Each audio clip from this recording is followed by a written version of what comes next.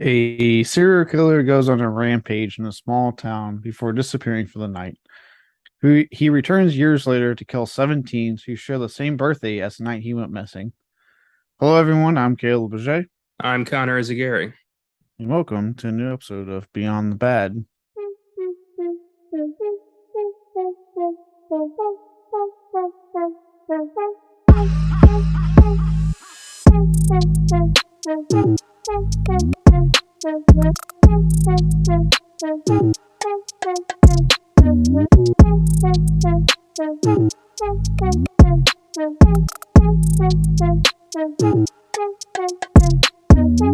Today, we're talking about the Wes Craven written and directed horror film, My Soul to Take.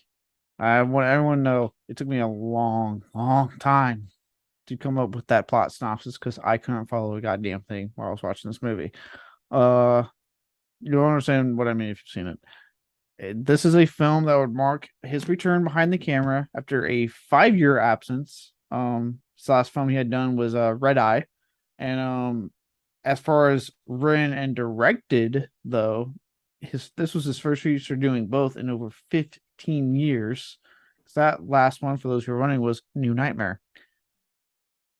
Unfortunately, all that very obvious hype, especially for Craven fans, this one equal box office nor critical success. Quite the opposite. It was a bomb, quite a bomb at the box office, and critically reviled.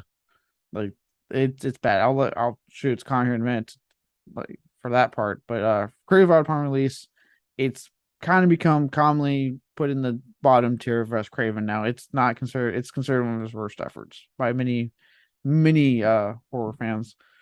So on that note, let's shoot it over to Connor for that score I alluded to. I remember back when we were doing a Wes Craven ranking episode of the sneak preview, and you pretty much just told me like, don't watch this, like just don't do it, and I didn't, and here we are. My Soul to Take is rocking a 10% critic score on Rotten Tomatoes and a 26% audience score. The critics' consensus reads dull, joyless, and formulaic. My Soul to Take suggests writer director Wes Craven ended his 5 year filmmaking hiatus too soon. Ooh, ouch. The last stinger's a bit harsh, but for once I kind of agree with the first part. Yeah, I mean, New Nightmare was great. Red Eye was great. What happened? Like, where did this come from? Did Wes Craven write? Like, did he watch Mean Girls and was like, I could probably do that? Because that's the vibe I get here. Like, this is 10% horror, 90% teenage angst. And Except no one talks like a human being in this movie for that teenage angst to even work. now everybody talks in one liners, cliches, and like reflective shit. And that's just insane. It was like 20-year-olds with dialogue for 12-year-olds. It I recently was listening to a postmortem episode with Mick Garris. He had Jamie Lee Curtis on the recent episode for the upcoming Halloween Ends film. Or by the time this actually releases, it will be out. Um, but she talked about in her words, like God bless John Carpenter, he's a great man, but the characters worked because of Deborah Hill and the great dialogue she wrote. But notice it was a female writing female dialogue. That's why it works so well. That's why to this day that dialogue is so good. This was admittedly a much older Wes Craven. He was already kind of like a deep, thoughtful thinker. If you ever see him in interviews, Yeah. um, almost like trying to see like write in a way that kids talk, and I'm like, kids do not talk like that. It's like you could have just used someone that was younger, have someone else look at it, something to make much more hip dialogue here, because it just feels like you are very out of touch with how teenagers talk. It reminded me of that meme where Steve Buscemi's in like a t-shirt with a skateboard. He's like, how you doing, my fellow kids? It's that just turned into a movie. And by the way, I went and saw Halloween Ends, and spoiler alert, it's an accurate title. The film does indeed end. It'd be crazy if it didn't. Just wanted to make that clear. I would love if it just did not end. I would still be there. I'd be there tomorrow. You'd never see me again. And then I would never go because then it's clearly a trap. But it was pretty good. Just be prepared for something a little bit different. Um, yeah, it's if you're writing outside of a group of people or an age group or a culture that you are not familiar with, talk to somebody of that group to get some notes on how that group acts. I mean, that's just basic. Or you can just wing it because you heard your teenage grandson say something one time, which I feel is what Wes did here. That's how my grandson talks. That's how I think they all talk. It's crazy. It's crazy. I can't believe this is the same man who made Scream and A Nightmare on Elm Street and The Hills Have Eyes and The Last House on the Left. Like what this is like his, talentless twin brother stole his career for a few years. Dude, you were the subject of my text. It was just like I was losing my mind. I'm like, there's no way this is the same guy who I've adored because of things like The Hills Have Eyes, Last House on the Left, People on the Stairs, Serpent in the Rainbow, Shocker, obviously Scream, Nightmare on Elm Street, his big hits that people know and love so much. But I'm like, this is not the same guy. Who is this? And but then I say this all the time, Craven's been one of those guys that I fucking, no matter what, I'll adore his work and what he's done for horror. But the few times that he has missed, my lord, does he go just as big on those misses as he does his hits? Yeah. It's like in Signs, Joaquin Phoenix character, has like the best, batting average in the entire town. And like the scouts were, really hoping to grab him. But then somebody points out, like, yeah, he also has the minor league strikeout record. Like he's amazing when he hits, but when he doesn't hit, goddamn, does he miss that shit? So, does it one take away from the other? I don't know. I don't think so. But when you're thinking of, like, Austin likes to say, like when you're thinking of legacy, it all counts. And that's why, like, people like Daniel Day-Lewis have a big, a better legacy than like Robert De Niro, who did movies like Dirty Grandpa. Yeah, I know. Yeah, where I was on that episode, we talked about that, and I get where I do understand absolutely where Austin's coming from. I know my take was more of like, no matter what, as long as you do something, like, and I think my example, and it was just because it was recent, there was all the hate talk coming out with his film at the time, The Munsters. But I mentioned Rob Zombie, and I was like, you say what you want about how you feel about his work as a director, he still did House of Thousand Corpses, he still did Devil's Rejects, he left fucking impact on that era of horror that too is being felt to this day. So his legacy, it may not be as big as some others, but it's still a legacy. He still has something. It's more than I'm fucking doing. I agree. Like, I don't think that, My Soul to Take and Cursed, like, erases Freddy Krueger. In no way does that happen. However, this movie sucks. And it sucks so hard that it does, like, it makes him lose some points for me. Because this was all him. This was written and directed by. This is the case where I was like, I kind of understand where Austin's coming from, because he directed this, and the fact that he defended the shit out of this film to the day he died. I'm like, dude, just admit you did a bad movie. I would love to hear him defend this. I want to hear what he said. Like, what is his defense? I don't know. I gotta look that up. It's on Wikipedia. It's actually very easily to find. Awesome.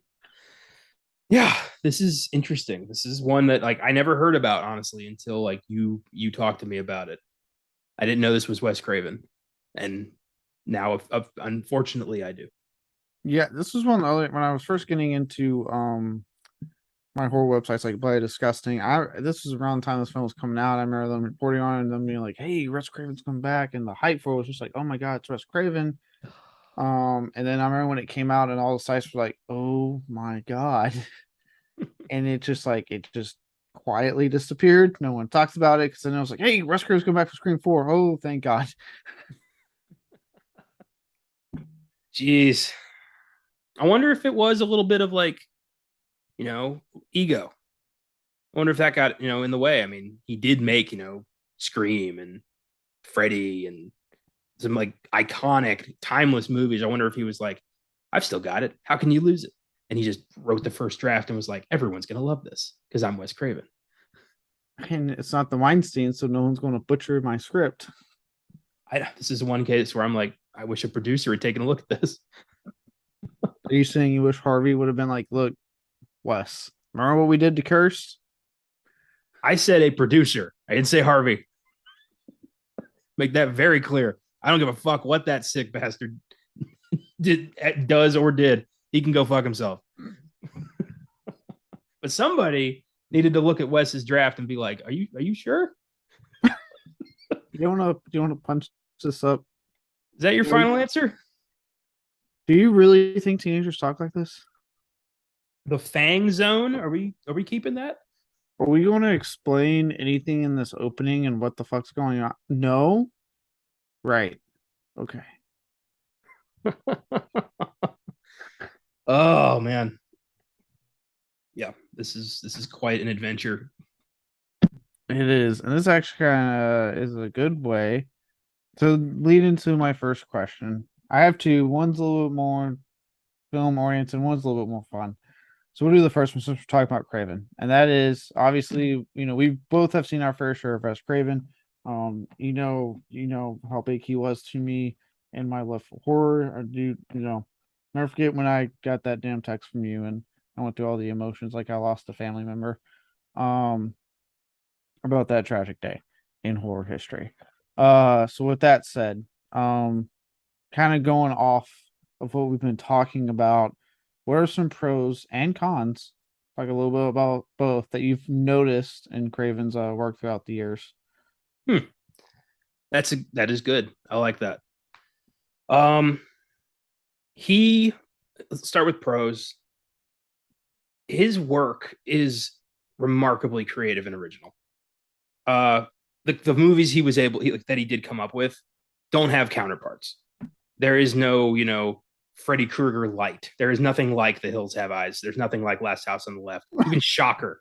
Like, I can honestly say I've never seen that done elsewhere. Like, he definitely comes up with unique, cool ideas that almost always deliver. Even like, recent as Red Eye, which is such a really cool, realistic horror film of just, being in the wrong place at the wrong time and, running into the wrong person. Is that movie gets under my skin because of how I feel like it has happened and could happen again. Cons. I do think he can be his own worst enemy sometimes when it comes to his bad work. Films like My Soul to Take and Cursed and early on like Deadly Blessing. When he trips, he falls completely down the stairs. Because his bad work is horrendous. There is not a lot of middle ground with Wes. It's either masterpieces or shit you will never watch again. It sucks, but that's what I've noticed with, when it's bad, it's really bad. I wish he'd stepped outside of horror a little bit. He did one non-horror movie, and that was 1999's Music of the Heart, which was a cute little, biopic about an inner city violin program. Directed by Wes Craven is not the phrase you expect to see attached to that movie. But it works. It was cute. It was nice. It was sweet. It was endearing. I wanted to see more of what he could do outside of horror. He had, he was just a very creative mind who could tell really cool stories. And if he'd applied that to like action or sci-fi, fantasy, even more dramas, I think we could comedy. I mean, what we could have gotten could have been like a really well-rounded filmography that I think he could have been one of those guys who like really has like, a foot in every single genre. And I think like if he tried that instead of doing some of these shit films, I wish we could have gotten some cool stuff. Yeah, I'm with you. That was pretty good. No, I'm with you. With my pros, it's a little bit of what you said. His like kind of like his risk taking. He's willing to do with his films, and just tell really cool. Not a lot of directors do, or even if they could, I don't think they could pull it off quite the way he would. But also, I think a big thing for me, I've touched on before a lot of times in my reverence for Wes Craven, that is the respect he's always given to the genre, to his fans, to the he puts a lot of respect, a lot of passion into these things, and it's evident even in his even in his misses. You can tell he's putting his all into it, and I have absolute respect for that from my pros. It's just the respect is in with his work. I respect anyone who can, make something horrible, and I'm sure at some point realize like this car is going to crash, and I can't hit the brakes. So I guess let's just ride or die this bitch. I bet he had those moments of like, this is going nowhere, and this could be it for me. But god damn it, I'm making this movie. I will see this to completion. Yeah, that's interesting. He's a very unique talent in that way. Like I stand by that. I've never seen anybody like take on voodoo the way he did with the Serpent and the Rainbow. It's a really cool Wes Craven flavor he brought to that story. And that's, same goes with everything he ever did. Even My Soul to Take, like you can tell it's a Wes Craven movie. Oh yeah, you can tell when it was his. Some like the people on the stairs. One I've seen late in life actually. It was like this year for a Wes Craven thing. I watched it. Um, Ended up being a newer favorite of mine that I've seen of his. That I was like, wow, it's just what he did and the things he implies in that movie and like what he's going for and like the juxtaposition of like some like you talking about the comedic moments with the and like that film just worked for me so much. I just don't think anyone outside of Wes Craven could have pulled that off. He just knew how to pull that movie off and make it all work, which is why I think the remake that's been talked about for so long has never gotten off the ground because I don't think anyone has been able to crack it the way he did. Yep. I feel the same way about John Carpenter. It's like you can't remake his work because it's his work. This is his style. This is his film. And anybody who tries to put their mark on it will make something that looks like a Wes Craven film, but it's not a Wes Craven film. Mm. You can't do that. You can't capture lightning in a bottle twice. It's not possible. No, not at all. And even then with the stuff they have remade, right, like the Hills of Ice, House on Left, both those remakes worked because Wes Craven was a producer on those movies and he had a lot of input. I'm not saying he said this is how the film's going to be, but he had input. The directors were very, Aja and I actually forgive me, I forget who did Last House on the Left. It's been a bit. Um, but from what I understand, they actually had reference for the original material and were approaching it like, we liked what you did originally, but how can we update this, bring it into a modern setting? So there was good intentions on their end. Craven was actually involved throughout the process. That's why it worked. Then you got, Nightmare on Elm Street, where he wasn't involved. They clearly didn't give a shit, and you saw what happened. It just felt like a pill imitation. Um, and yeah, I do like you bring up Carpenter because those two kind of go hand in hand for me as far as like my burgeoning love for horror. So I got into a lot of their work and just what both those guys are magical. And also for those who saw the recent article interview John Carpenter did, give that man the movie he wants to fucking make. God damn it. Give me a John Carpenter directed Dead Space movie. I've played all three games. I can't wait for the remake. Give him that movie. I loved when they asked him about elevated horror and A24 movies, and they started listing like Hereditary and The Lighthouse, and he just straight up went, "I don't know what the hell you're talking about." He doesn't keep up with that stuff. I love his bluntness in interviews. He's like, man, I'm in my 70s. I don't give a shit what I tell you in this interview.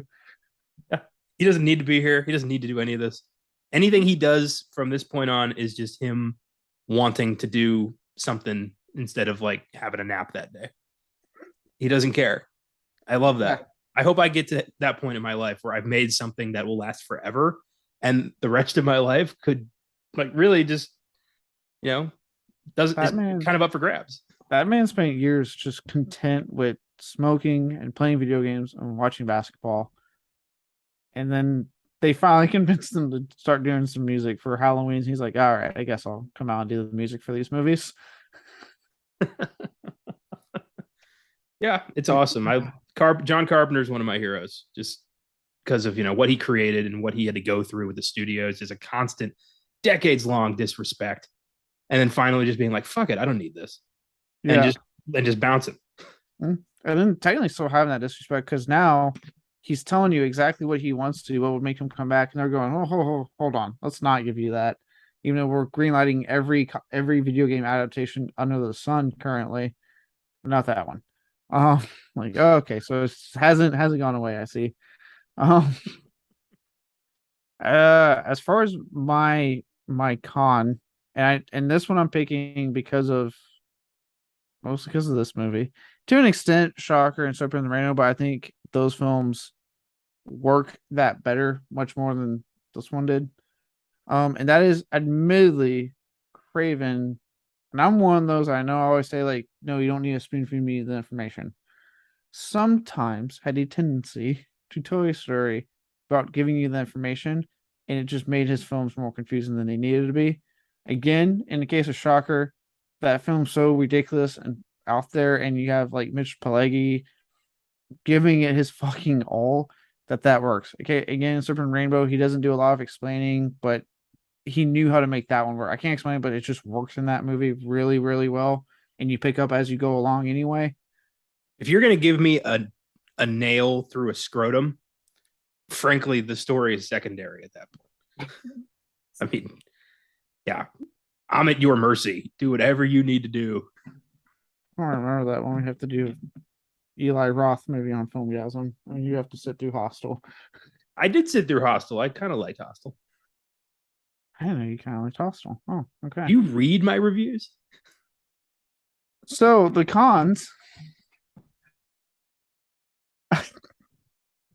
but yeah, in this case, he does it again where he doesn't really like. I implore anyone to try to tell me if they can make any sense of the opening of this film. Um, fucking try me without having read on Google, please. Um, but not knowing, avoiding Wikipedia, going into this like, hey, no, I don't want. I know it's been out for a while. I don't want spoilers. This is a fresh, new film I haven't seen yet. I had no fucking idea what was happening in those first 10 minutes, and the film at no point afterwards bothers to explain. I love that they just have this like random cop who's like, "Oh yeah, my family's from Haiti. Let me tell you about souls." Like, what? That's it's a little lazy. Yeah, so admittedly, not a lot, but admittedly, when Craven decided not to tell you story beats, it would lead to moments of just me going, the fuck is going on in this goddamn movie? Yeah, I'll give you that. Like, why was the main character's name like Bug? Would have figured it'd be Condor or something. Why was the Condor even important? Why? Oh, so much about the fucking Condor. Yeah, it was. What's with the weird hierarchy of this school? Why is everybody worship that like his bitch sister? Like, what is this place? Yeah, what is with this? Like, do the seven have some kind of weird, like, holy, like, they can't be touched thing going on at this school? Like, what the fuck? Not really. Like, they weren't even friends. Why was this in Riverton, the town from Inspector Gadget? Like, there's so much going on here that doesn't make sense. Yeah. Oh, yeah. So, dear God. Oh, it's already my brain thinking about it. But yes, that is probably my biggest con. That it luckily it doesn't pop up a lot. I'm not gonna say, and I mean, admittedly, in a lot of stuff it doesn't pop in. It's the stuff he didn't write and direct. I'm being completely fucking honest with myself. Um, but when it does pop up, I'm still sitting there going like, Wes, come on, man. I appreciate you having faith in your audience, but you can only be vague so much. Like I need something. Yeah, yeah, you're right. It's I do think it is very much just like, you know, what are you going to do at this point? I think the effort just wasn't there because he made his masterpieces. I think there is something to say. Like some directors, I think, just lose it because they've already, or at least they believe they've already done the films they're going to be remembered for. So at this point, it's like, you know, Are you once it saying gets made, am I like, does it really matter? are you saying that's why you went back to Scream for the Scream franchise, Scream 4 and why I think Scream 4 is actually a good film. Because I it's think he like, did oh, Scream 4 because he did My Soul to Take, and everyone was like, "What the fuck were you thinking?" And he's like, I gotta do one more." I think there was a bit of that. It's like people love Scream. Maybe I can give him another Scream. Maybe I can make him scream one more time. he technically kind of did. It did well enough to eventually get another film. Yeah, we got five Cream, which was a dutiful and respectful, you know, in memoriam to Wes's career. It was, and we're getting whatever they are going to call this next one next year. I personally hope they just go all out and call it Scream 2 and fuck with people. If Halloween 2018 taught me anything, is that we can have multiple films in a franchise with the same fucking name. It does not matter anymore. Why bother trying to name it something different?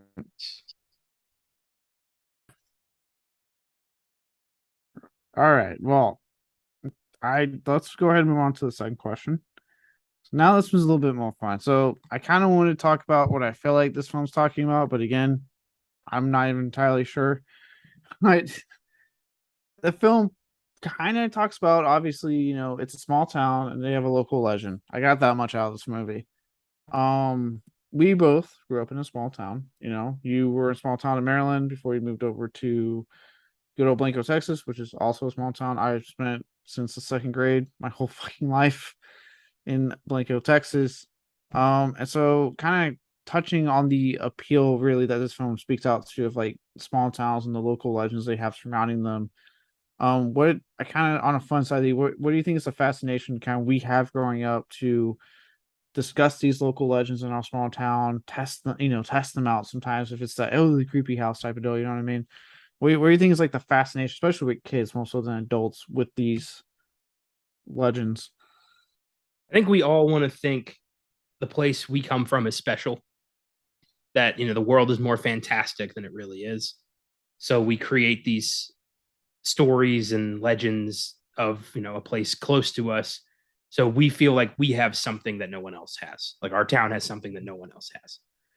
Uh, there was my small town in Maryland, Cascade. I had a couple people tell. We had a local legend about an abandoned gas station.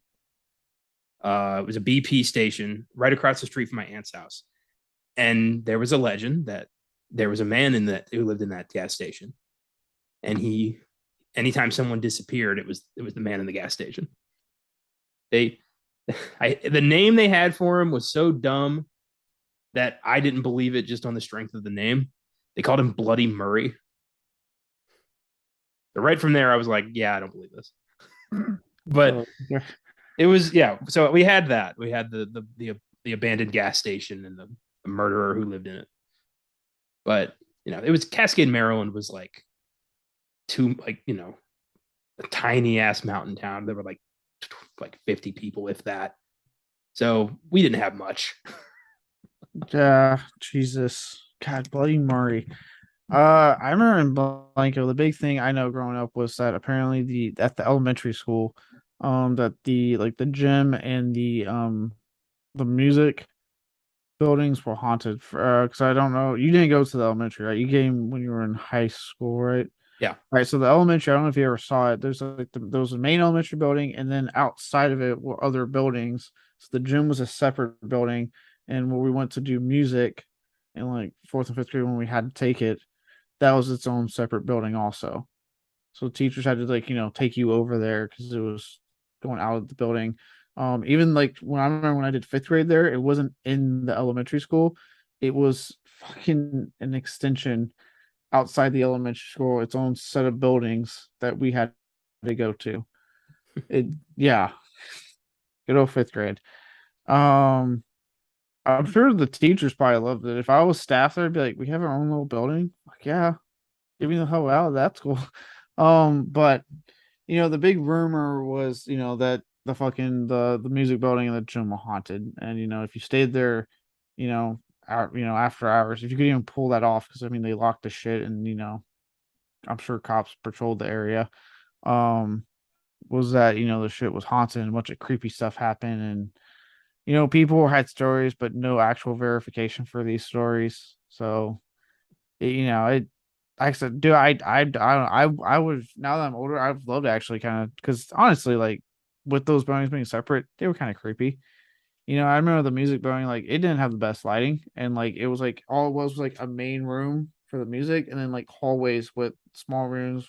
I'm sure a teacher's room somewhere in like the bathroom. So it wasn't exactly like it was kind of a creepy building. So I'm sure at night that'd be a fun ghost hunting thing to do, but I wasn't going to fucking go to goddamn school at night. That's weird. I had my own kind of local legend back in Maryland. We lived next to a decommissioned military base, Fort Ritchie, and we would go there for take walks, walk the dog, and whatnot. Go over to Fort Ritchie, and Fort Ritchie had this giant lake that I became convinced had a monster in it. Because when I was like 11, I found a giant snake skin right outside that, like on the banks of that lake. And I became convinced like there is a sea serpent in there and it's going to get me.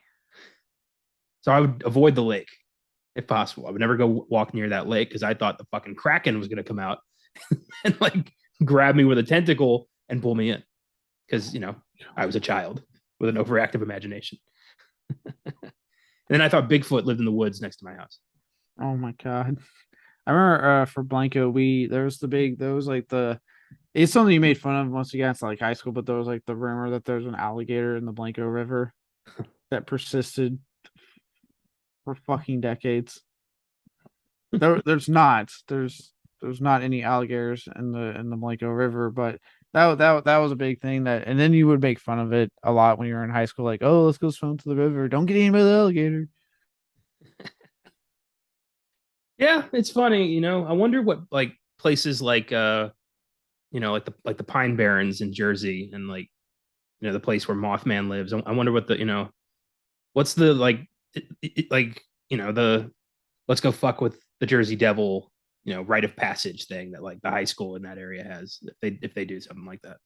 I'm sure there's something. Like I said, it's and I kind of wish the film had actually done a better job just handling this whole aspect. This is something that I've kind of noticed.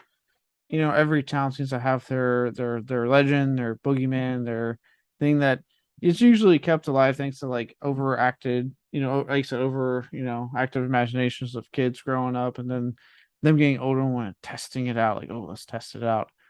So I kind of wish the film had just explored that a bit more. Yeah, instead of just putting a mask on a Randy Savage lookalike and just having him hunt down a specific group of teenagers. I kept expecting to hear like, "Oh yeah, brother," at some point, but it didn't happen.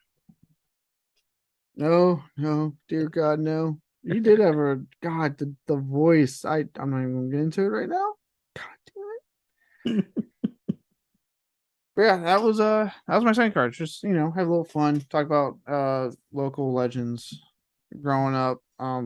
Those were the ones I remember off the top of my head in Blanco.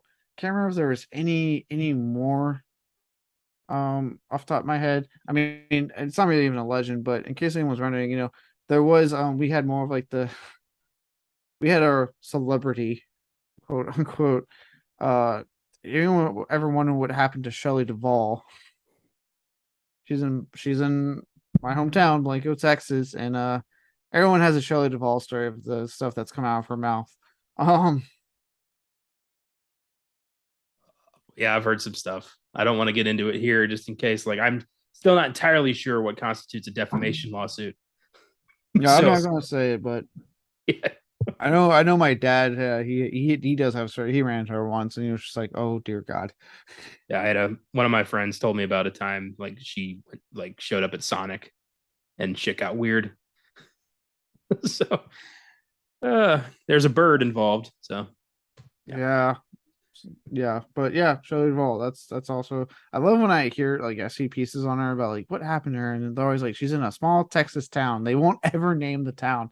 Like, just say it. It's like the one thing we got. Come on, just say it. Yeah, I guess and anonymity is like all she's got left. People would just harass her. Like, I don't think, maybe not. I don't think she's got that kind of clout anymore. Not way out in Texas where she lives. I don't think so. No. Nah, she's yeah, that's a whole can of worms. Yeah. big can of worms. But hey, we got it. So on that note, I don't unless you got more to add, unless we want to I don't think we really want to go that far into Shelley Duvall because of defamation and things like that, obviously. I think we're over. I think we might be, overestimating her ability to like know what a podcast is. I think we'd be fine. But yeah, let's go. Let's move on. On that note, development hell. It's another week and another not a whole lot of stuff, but I did find some interesting tidbits. All right, starting with the casting. Originally, the only thing I got out note for this was that originally instead of Max Theriot, Dennis Hopper's son, Henry Hopper, was actually the original pick for the lead role of Bug. He would get replaced by Theriot though, due to Hopper contracting mononucleosis. Mononucleosis. Yeah. So like, did the kid contract that? Yeah, the kid. Henry Hopper contracted it. I kind of looked more into it because on the Wikipedia, his name wasn't highlighted to click on. So I was like, well, shit, what happened to him? Damn. I guess that maybe that this was the career that never happened because of this movie. Maybe. I don't know.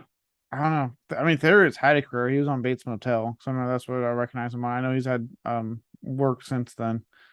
Oh, yeah. Oh shit! He was accused of rape. That's not good. Oh my god. Well, okay. Well, that's all I had at the time was he was sick, and that's why they replaced him. Raping a minor too. This just gets worse. Anyway, okay, that's a rabbit hole. Wow, we are going down some rabbit holes early in this show. Eesh.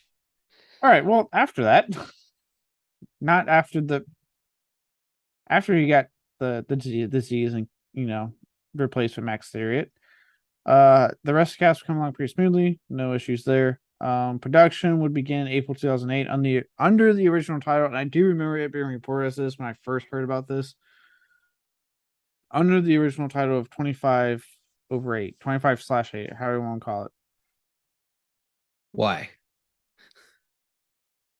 It's not a great title. I don't know why. This is supposed to be like the British title, like the British date reversed. I don't know. At first, I was like, that had to be the work title. And I was like, no, this was what it was announced with. And I was like, this was actual on the script what that title was. Oh, I guess My Soul to Take makes more sense. But yeah, I got nothing on 25/8. Is it supposed to be someone's blood pressure? Because that seems low. Pretty sure they're like very dead. Jesus. I don't know. All I know is that was the original title, and it had an October 2009 release set when they announced it with that title. Do you think it would have done better with that title? I don't know. No, I think it would have done worse. Because I mean, how do you say it? And what does it mean? And this film sure shit does not bother to tell you what that means anyway. Here, I'm gonna do the math. 25 divided by 8, 3.125. Think that means anything? I don't know. So the title would later get changed to My Soul to Take, what it came out as, which makes a lot more sense from what I was seeing in the movie. Now I lay me down to sleep. Pray the Lord my soul to keep, all that jazz. Yeah, which is where they got from. You got from that saying. Per everyone call that term. So now I want you to tell me if any of this was in the final product. In March 2009, Craven described the killer as a figure who lives under the river, eats bark, and lives in the woods since his alleged death. Did any of that ring a bell in the film you watched? I don't believe so, but then again, I checked out a few times. Yeah, I didn't see him eat bark. I didn't see any point where it was hinting he lived under the river. There was no not because the new one's coming out and I watched the original theaters. There's no scene in Halloween where they go and they see a dog in Myers' house and it's like, oh shit, he's been living here since he got back. and Yeah. eating a dog. It's like, you know what I mean? Like things to set that up to go, oh shit. And there's nothing indicating he lived in the woods. No shack, no campsite, like nothing. There's just occasionally we see, Randy Savage cosplaying as Victor Crowley kill somebody in a swimming pool. Oh yeah. Oh god, are you doing this because you wore that damn shirt? What, the cream of the crop? No, it's just he really did remind me of Randy Savage. He looked like a wrestler wearing a Halloween mask. And then it ended up being like a scrawny kid, and they never explained why, as a killer, he was like 7 feet tall. Because supernatural has the supernatural, I guess. I don't know. Ah, all right. God damn it. Yeah, I didn't see any of what was described for the killer in the final product, but I was also kind of tuned out quite a bit. Pretty much after the opening scene, I'm like, oh boy, it's not gonna get better from here. Um all right, so along with this title change, it would also be soon announced that the film would get delayed a whole year and come out in October 2010 instead. Now, apparently, now I don't know if this what I'm about to say means that what we saw is better than what was originally shot, because apparently this delay was due to extensive reshoots of the opening scenes and a majority of the third act after negative test screenings. You telling me this was worse? I guess, and this is I don't know if he got mad and he didn't want to reshoot, so he's like, "Well, I'm just gonna make it worse." If you don't like it, nobody gets to like it. It's a weird hill to die on there. I don't know what happened. I'm like, wait a minute. So they had him rechange it because of negative. Granted, I don't for those who have their saying about test screenings. I'm with you. I think for the most part, they're fucking done terribly and don't ever reflect the actual audience. But for them to be negative cross board on those specific moments, and then you go, okay, cool, let me reshoot those then. Or the studio probably tell them, hey, you got to reshoot these, which is probably what happened. Um, and then you still somehow give me a shitty opening and a also shitty third act. I'm like, how do you pull that off? Well, maybe a director who knows how to make great horror movies knows what to do, how to do the exact opposite and purposefully make something that sucks. I mean, if it goes to show, like, if you can make something great, if you just do the exact opposite of all that, you end up with something really shitty. So maybe that was the plan here. Just to make the worst thing possible, so they could convince him to come back to Scream. Maybe this was like the producers make something that's so horrible that bombs so hard, and then you bet against it, and you have enough money to make the movie you really want to make. this was a scam, wasn't it? He's like, if I do this, I can finally do Scream 4. You know what? That's what I'm going to choose to believe. That this was Wes Craven's intent to flop this movie and then bet against it and then make Scream 4. God. That's why he's so uncharacteristically proud of it. Because it worked like a charm. It got him what he wanted. Ah, but not the audience. Oh, so yeah, so they reshoots because of terrible test screenings. Also they deleted as well because this was shot in 2D right now. It's 2010. What came out a year prior in 2010, or a year prior to 2010? I believe Saw 3D. No, Avatar. Oh shit. What was happening in this fucking time period? Yeah, I always forget because I didn't care. No one cared but studios. So, yep. Originally shot, this was shot in 2D. It did what a lot of this bullshit did at the time, and that was get post converted to 3D due to the rising popularity of 3D films at the time. I don't remember a single knife at the screen moment or anything like that. Like, this wasn't made for 3D. That was like one of the biggest issues at the time, right? With why I remember, because I hated this craze with a fucking passion. because films that were shot in 3D is how you got like Saw 3D, which I don't even really like Saw 3D all that much, but or actually that may have been post converted too. But either way, sometimes like the filmmakers, even if they, in this case, I don't think he was told, it just happened. That was the issue with post converting. It was one thing to get the cameras shooting in 3D, like okay, like My Bloody Valentine 3D, that they purposely shot in 3D. They intended to do it in 3D, so they made sure to have shots that were 3D, right, and go with it. Whereas in like this film, I not necessarily saw 3D because I think they intended to post convert anyway. Because that was the other thing. If you tend to post convert, you still make sure to shoot it in 3D, even in 2D, so then the post convert would work properly. But if it was like this, like my Soul Take, where it was like it's very evident they had zero, Wes Craven had zero intentions to do 3D. It was probably a studio mandate, like, hey, we're fucking doing 3D because that shit's selling, and I don't. This movie sucks. We gotta do something. And so he just they put probably post converted it without him really intending to shoot it that way. Hence why if you watch it, you're like, I don't understand. Nothing feels 3D. I didn't even know it was supposed to be 3D. Nothing gave me that vibe at all.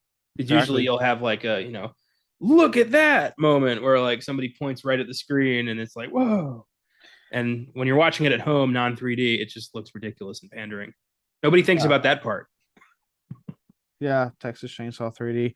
Uh but well, and again, like I said, if it was ever like they shot it with the 3D camera, so during the process are like, hey, we're going to post convert, but they had that talk in pre-pro, so then they could shoot, even though they were shooting with 2D cameras, it was still doing it done with 3D in mind down the road. Yeah, at least it would look good when you go see it in theaters. Obviously, yeah, you have the corniness when you buy it and watch it at home without the 3D. Um, or you, I'm not even gonna get into like the dumb shit that's come out of Cameron's mouth with 3D recently, and the TVs weren't ready, and you haven't truly seen Avatar. Ah, that Are, wasn't the point. are you planning on buying all of Wes Craven's movies? No. Uh huh. Just just making sure. I don't know where that question came from, but I was just thinking about it like, is this a director who you want to complete your collection with? In which case, like, are you going to buy My Soul to Take at some point? no, maybe shut up. No, but in this case, and this was the biggest issue with the 3D craze was a lot of films were shot this way, which was they didn't do 2D. The studio mandated 3D, so they did a fucking post. They forked out the money for a post conversion, and then you had a 3D film that if you watch at home, you're not going to fucking notice because it wasn't shot that way. And then even worse, and this one for those poor saps that bought the fucking 3D ticket are sitting there going, "This 3D sucks. Nothing's coming out." Yeah, because they never intended it to be that way. It was a studio thing, which I think is what happened here. Do you remember the 3D TV phase? Yeah, like thank God we never got one. My dad bought one and is pretty. I think he still has it. Like Does he he does he he watch owned Avatar that shit. on it? I don't I don't know, but he was bragging about that. I gotta find out if he still has that TV. God, I bring up Cameron because I don't know if you've been seeing some like it's like Avatar 2 is coming out and like he's like I have to be as douchey as possible again in interviews and and like man the comments man it's like all the 3D TVs they couldn't keep up with the technology and it's all in those non because the Nintendo 3DS does 3D without the glasses but you can like it's a thing you can adjust on the DS on the screen. That's weird. Yeah, it's actually it looks pretty cool. It's one of the biggest. It's pretty cool, but and he's like they need to do it like that. But I'm like no, it's because it's you're a fucking idiot thinking people want to go home and put on glasses when half the time they don't even want to do it at the theater because no one's taking into account the people that wear fucking glasses. I wear contacts usually, but people that wear fucking glasses and don't want to put those damn things on. What I did appreciate with the newer 3D glasses is they did fit over my glasses. Yeah, the new ones are good, and I Yeah. also like that we've moved on to clear 3D glasses, opposed to the Oh, red and the red and blue shit never made any sense to me. I saw Spy Kids 3. Oh, sorry. Spy Kids 3D Game Over in the red and blue 3D and hated the movie because I hated the experience. I hate how many films like they were just called something 3D. It's like you don't need to put. It's like you don't need to put on the title. It's okay. It's kind of like how the new thing I noticed is Spirit Halloween the movie. Okay, no shit. I don't need it to be called the movie. Or the new one. We just got the trailer for it. The Super Mario Bros. Movie. No shit, just drop movie. I understand when I'm watching, you assholes. I imagine it's for like one person who's going to see it and they're like, "Oh, I love the Super Mario Brothers. Who's got the controller?"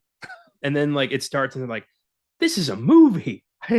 Did you know that? Did you know this was a movie? They're saying it's a movie." I love the ideal of someone at the theater turning around going, "Who has the sticks? Come on, don't hold I got out on me." next. I got next. You hear me? I got next. Those who are not game savvy, when you say sticks, the controller.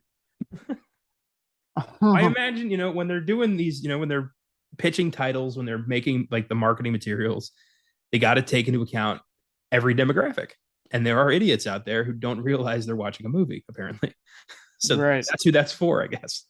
Yeah, and then apparently, and this is a good, nice little way to get back to Cameron as well. Apparently, for Cameron, there are also idiots that have only watched Avatar at home and haven't experienced it fully because you haven't seen it in the theater.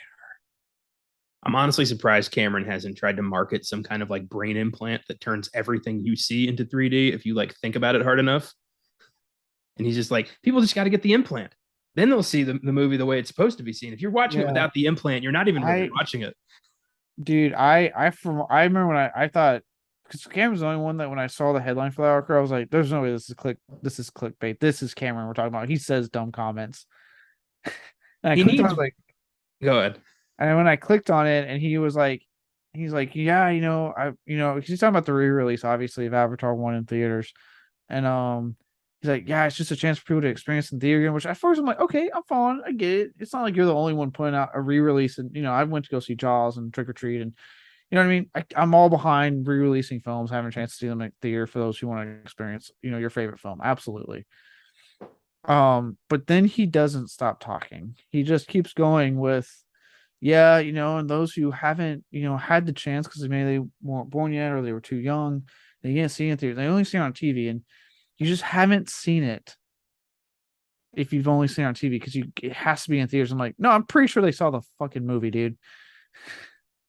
Did I miss something where Avatar became this like cultural icon once in a lifetime moment that so many people missed in theaters? Like everyone needs to see Avatar or they haven't lived. Like when did that happen? I don't know. I saw Avatar twice at the movies. Guess what? Didn't change my life. I didn't start painting myself blue. I don't know what the fuck Cameron's talking about. Yeah, I saw it once and moved on with my life. I saw it once and then I saw it again when my aunt invited me to the movies and forgot her credit card. So I had to pay for everybody. I was pissed. Ew. I was like 13 and I'm like, that was my birthday money. I never got reimbursed. I'm still sore about that shit. I didn't want to see it. I'd already seen the movie. I only saw. God damn it! I love the idea. Like you should just bring that up randomly to me. Like, so what was that money? What's my birthday money?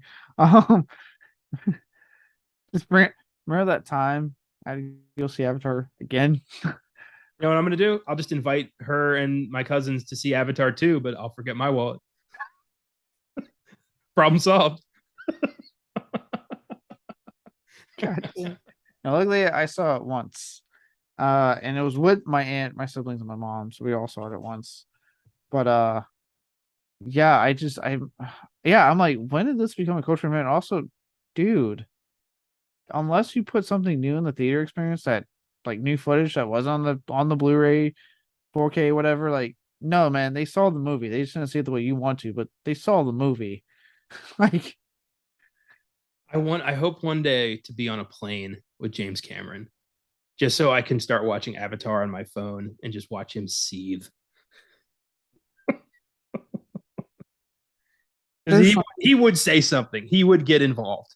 There's so many directors I want to do something like that too. Like I would love to be in the same room with like Nolan, so I can put a movie of his on through HBO Max, so I can just watch him seethe. Just start commenting like, "Oh, isn't streaming the best? Isn't it so convenient? I'm never going to a movie theater again."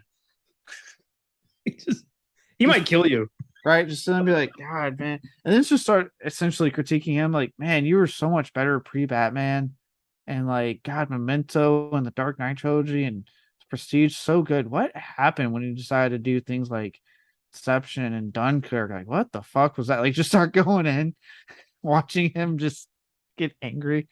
Can I ask you a question about Tenet? Sure. What the hell were you thinking? Hey, why do you like putting your music over the dialogue so no one can hear what they're saying? It's because you're a bad screenwriter. So I told my job that I only get to release product this month, but they told me I was crazy. So could you maybe back me up on this?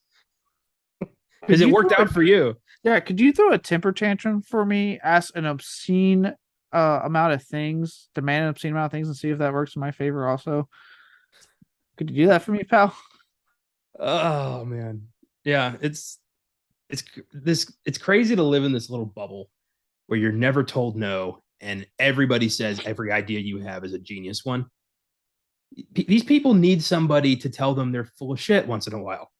Yeah, one, the it's both the industry to telling them not no, but also like okay, so for example, it obviously, at work, I'm not going to name any names, so I don't know if that's podcast, but at work, you got brought up like, oh, dude, Avatar 2 looks so good. And I kind of thought, I was like, they asked me, 'cause, obviously, eventually gets asked what I think, so I'm the fucking movie guy. And I told I know I don't lie. I'm honest about how I feel. Obviously I know how to word things better if it's people like if it's not my like you or Josh, I can word it differently than with other people. Because I know you guys understand me better and know if it makes if that makes sense.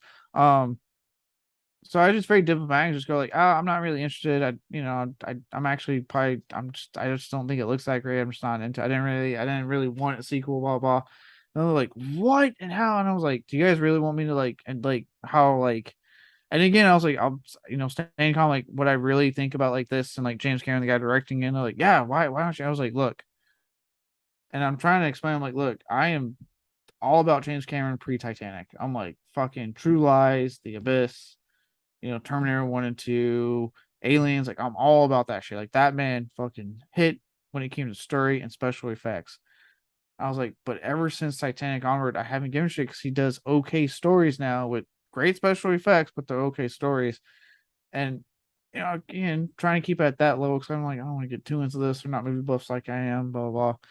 And of course, I kind of started back out conversation when they were like, I'm failing to see your argument. I'm like, okay, see, this is why he keeps getting shit because the studios don't tell him no, and you guys are just going, oh my, I'm shutting my brain off and not listening to anything negative so I can go see this movie.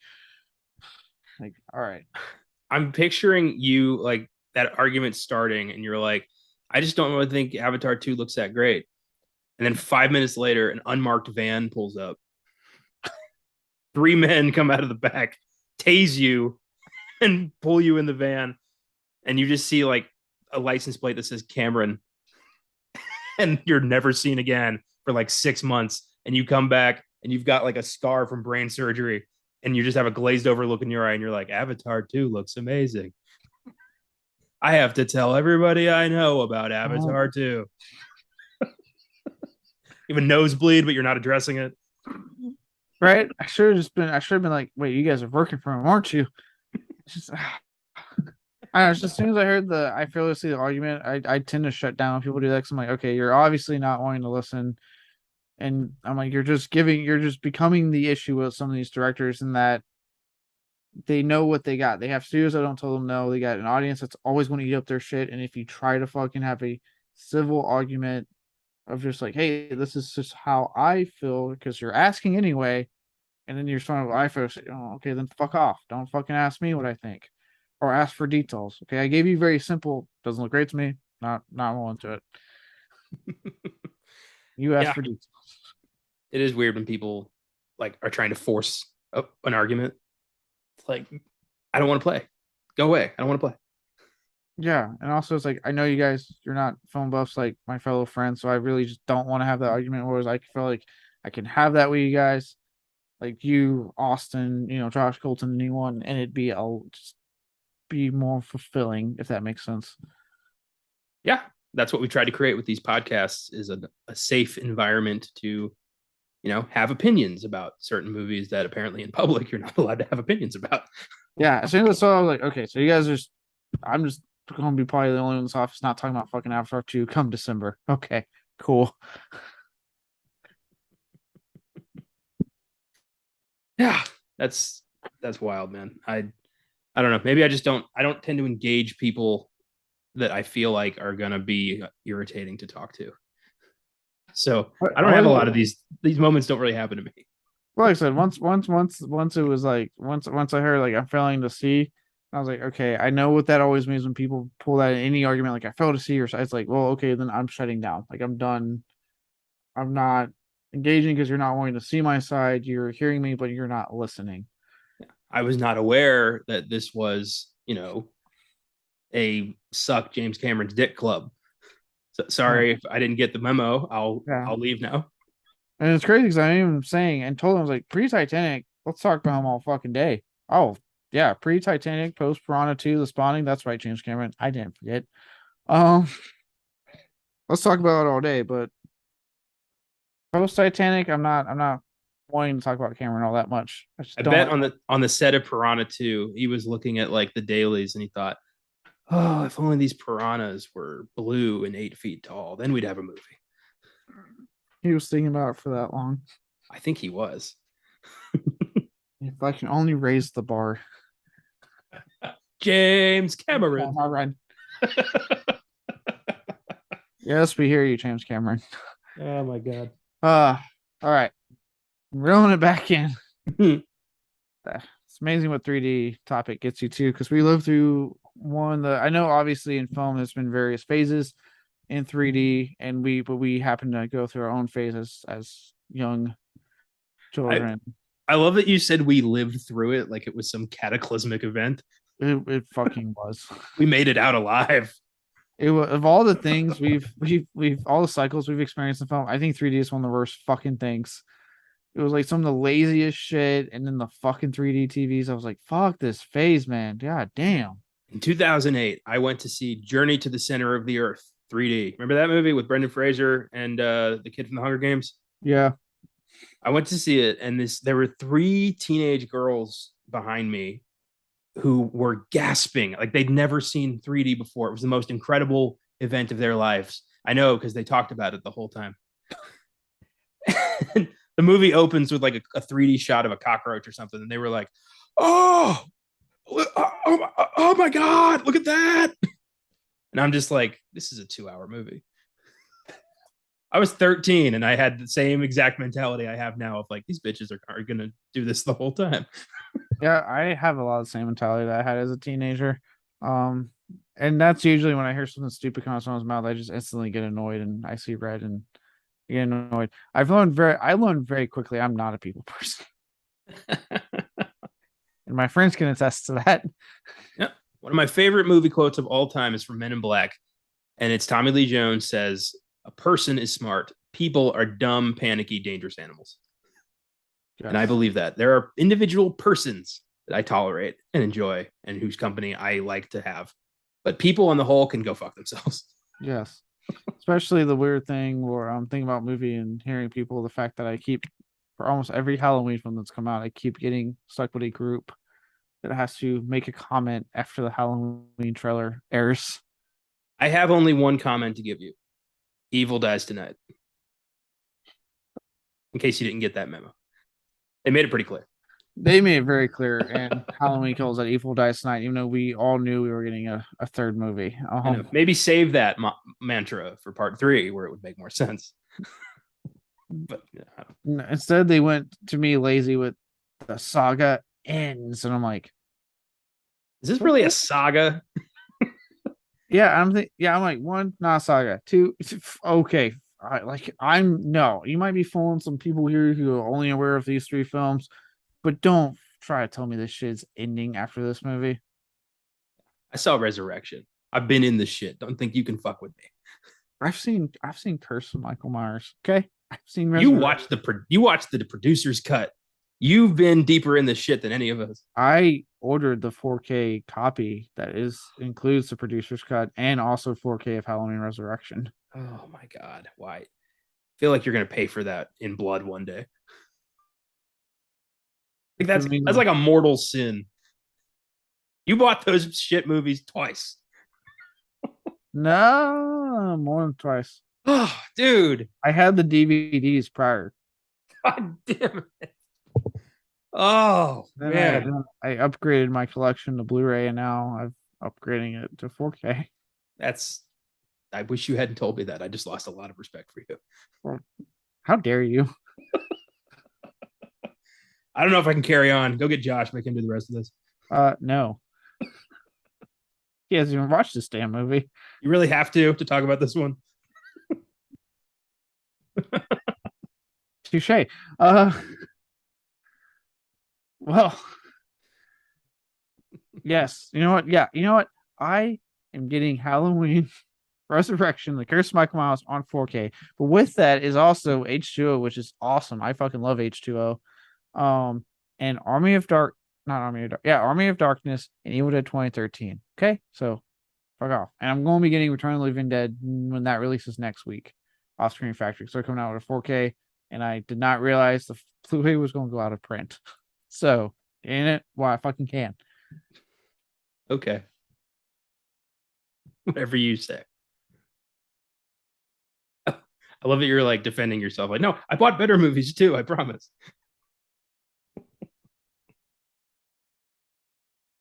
I'm gifting you like only bad films, or at least films I know you'll hate. All I'm gifting you from now on. Well, you've already kind of started that. Spookies is a masterpiece, and you just don't get it. Uh, that's right. I am going to somehow get Austin to watch Spookies. So everyone on FILMGAZM has seen Spookies. You're gonna have to trap him in a chair, Clockwork Orange style, to make him watch Spookies. And frankly, I don't know if I can do that to him. I'm going to get him to watch it somehow so he can experience it. If you could like splice it into like a Paul Thomas Anderson movie, you might be able to he might watch it by accident. It it starts out like licorice pizza, and then eventually farting monsters. Like 20 minutes of Licorice Pizza, Spookies, and then the rest of Licorice Pizza. I wonder if you'd be like, this is an odd choice by PTA, but I get it. Say that with love, but Yeah, there's a lot of times I'm like, God, I want to see what Austin thinks about like some of these movies. I know he's not going to like, but I'm always curious on his reaction. Um, yeah. but with that said, I'm still saying by if you haven't had a chance to watch it yet, Austin, One Cut of the Dead, saying that is actually a pretty good movie. I agree. I did watch it. It was good. One Cut of the Dead. I'm going to keep hammering that home. It's October. Watch something new for October. So it's at least what I like to promote. Watch a new horror film you haven't seen. Around October time. Okay, where was I? We fucking diverged so hard from. Whenever we name drop James Cameron or Christopher Nolan, we add another half hour to whatever episode we're doing. All it took was talking about how this got post converted to 3D. That's all it takes. All right. Okay, here we are. So, as if this wasn't already kind of a bad sign, right? Really extensive reshoots, which again, in the world of film, reshoots happen. I know a lot of people like sometimes like, oh God, the MCU film's reshooting. That means no, all films go through some sort of reshoot all the time. Very rarely do they not. Usually you're like maybe like your PTA film, right? Your more smaller budget and needs stuff like PTA or Wes Anderson or those guys. They may not necessarily do reshoots as much, but I guarantee you they do some. So that's the first bad sign, right? And then there's the fact that they shot on 2D, but it's more likely the studio was like, hey, let's cash in and do a 3D film. So now we have a film that wasn't even shot, and it's being post converted something it wasn't meant to be. Now for the third Rammy that should have told us everything we're about to get, and that is the one move the studios love to do when they have zero faith in something. They chose not to screen this film for critics. That was a mistake. Now, obviously, we all have our views on critics. Obviously, art is subjective, blah, blah, blah. I understand. But from a business standpoint, what I'm saying is in the mindset of the producers, and I know producers aren't always, they have proven time again, they're not the smartest people in the room. when they're not screening something for critics, that usually tells you that even those guys, don't have a lot of faith in the movie. I love the idea of a producer watching the final cut of something and being like, no reporter must ever see this. Somehow this needs to get right to the movie theater with nobody knowing about it. It's the fucking like kamikaze plane of films. Yeah. It happens so much that like it's almost like, oh shit, they're not screening it. Oh god. What are they trying to hide from us? Like I said, you have your exceptions, like I said, obviously, because it's fresh on my because I saw it in theaters. How the producers handled Trick or Treat, right? That's a fucking phenomenal movie. That was just mishandled poorly. So yes, you have your exceptions, obviously, where it's they don't know what they're doing. But in a lot of cases, when they're choosing not to screen it, that means even the dumbass producer is like, "Oh God, what do we do with this?" The people who say stuff like Superman has to fight a big spider or this ain't happening. Yeah, can you take out the water in your Aquaman script? Do we need all these gremlins? Like, they're the people who are like, "Oh, this is bad." Yeah, those people who have a history of outrageous notes given to their directors when they're even sitting there going, "Oh my god, this is." Oh God, this must have just been. I don't think I've seen anybody in this movie in anything else, and yeah, I get it. I get why. Like I said, Max there, he's in a lot of TV work. I think he's been doing more TV work. So he popped up in Bates Motel, which was after this. The guy who plays Alex, his friend, I did see him in something where I was like, oh yeah, First Cow. He was Cookie in First Cow. He's gone on to do a lot of dramatic stuff. Okay. So it's I know like Cytherea, I know he's kind of done a lot more TV stuff, kind of been a little more low profile. And it sounds like the one who plays Alex did more. So it sounds like they kind of went more of an indie route, or a lot of these people, that want the big names. Obviously, you're going to recognize Frank Grillo. He's now Crossbones in the MCU. You're going to recognize the Night. At least I hope you recognize the Eyzaguirre. He's also in the MCU, and spent years on the fucking Walking Dead. Was not expecting Frank Grillo. I had a moment of like, that can't be Frank Grillo. There's got to be some 2010s, macho dude who kind of looks like Frank Grillo. That can't be him. No, it was Frank Grillo. It was Frank Grillo. I'm like, oh, cool. Yeah, okay. But again, that's all the people you recognize were like the older established actors that went on to other stuff. And unfortunately, it seems like any horror films, like the teenage actors are the ones that always seem to receive the blowback, and you don't see as often if the film tanks. Well, most of the time, the teenagers are just there to be, fodder. They're the ones. They're just there for the cool kills. A lot of them don't have substance because why bother injecting substance into something you're just going to slaughter in 5 minutes? I mean, one just doesn't shove about blowjobs in his pregnant fucking chick. So yeah, that was an interesting. They really were trying to go as far as possible to make that guy like just king douche of the universe. The part when they was like the character's like, any last words, and then he just ran like, my unborn baby. I'm like, what the fuck? Just what?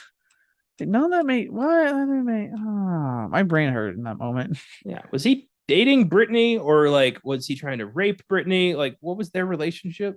I don't know, because then she secretly liked Bug, but due to the hierarchy of high school, it could not be. Like, what? I never saw any of this shit in high school. Like, did we just go to like a weird high school where nobody cared, or was I just blind to this shit? I think again that goes back to the fact that it's a guy. No fucking shade on Wes Craven, but a much older gentleman trying to write for high school. So I feel like maybe back when he was a kid, it may have been like that. Obviously, we have plenty of films from that era that depict what high school more than likely could have been like back then, but how it is now, no. And even less now from what I hear with the younger generation that could care less about could and could not at the same time care about labels. Oh yeah, that's another can of worms that I don't want to open right now. Yeah, there's a reason I said could and could not, and I'll let you guys figure that out on your own. Yeah. We'll get to it, but yeah, I got a lot of beef with that part of the movie. Yeah. Um. Now this is more of an interesting thing I wanted to talk about because I want to see what you think of this bit of marketing.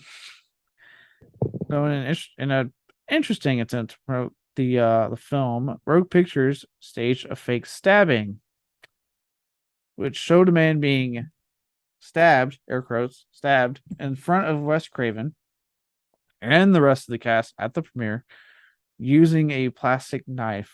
This was uploaded to a then very early in its days YouTube, and yeah, 2010 folks, and had to eventually get confirmed because of it to be fake later. Because this was that time when if you posted on YouTube, people pretty much thought it was real.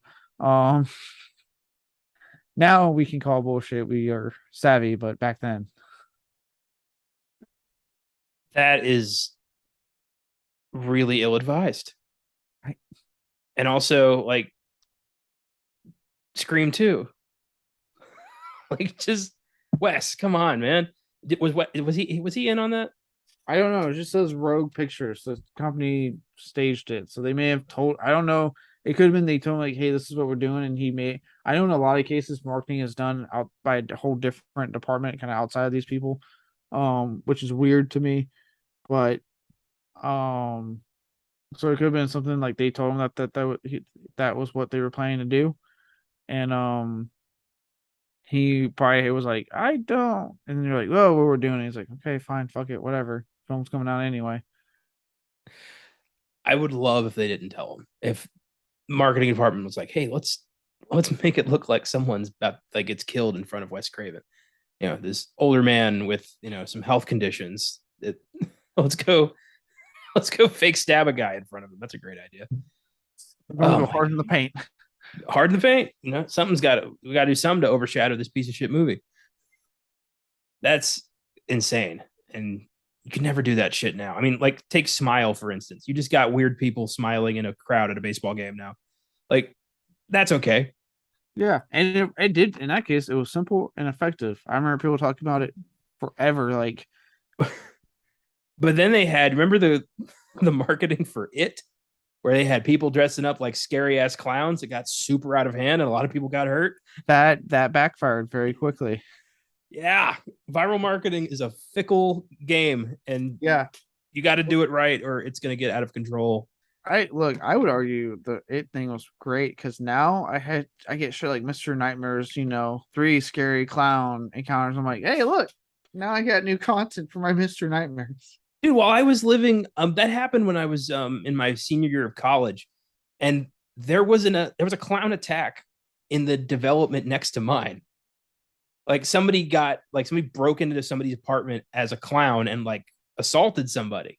I was gonna say the shit escalated bad because at first it was like just the marketing. I remember they had to confirm that, like, hey, we're just doing some marketing, sorry about that. But then, like, I remember when it started getting to the point where, like, there were reports of the clowns scaring people and actually attacking people. And in a couple of cases, not a lot, but still more than it should have been, as in it happened more than once. Or it happened once, really. That's more than what it needed to. People were getting assaulted and killed. And then I remember they had to come out like, hey, whoa, that is not us. We are not involved with that. I'm glad they said that, but it would have been insane if they're like, yes, we hired every clown that's committing these atrocities, but we did advise them, please don't do that. And now they are doing that. And yeah, that's us, but our bad. You guys still gonna watch our movie? Yeah, don't miss it. May 2017. It's going to be a blast. That No questions, please.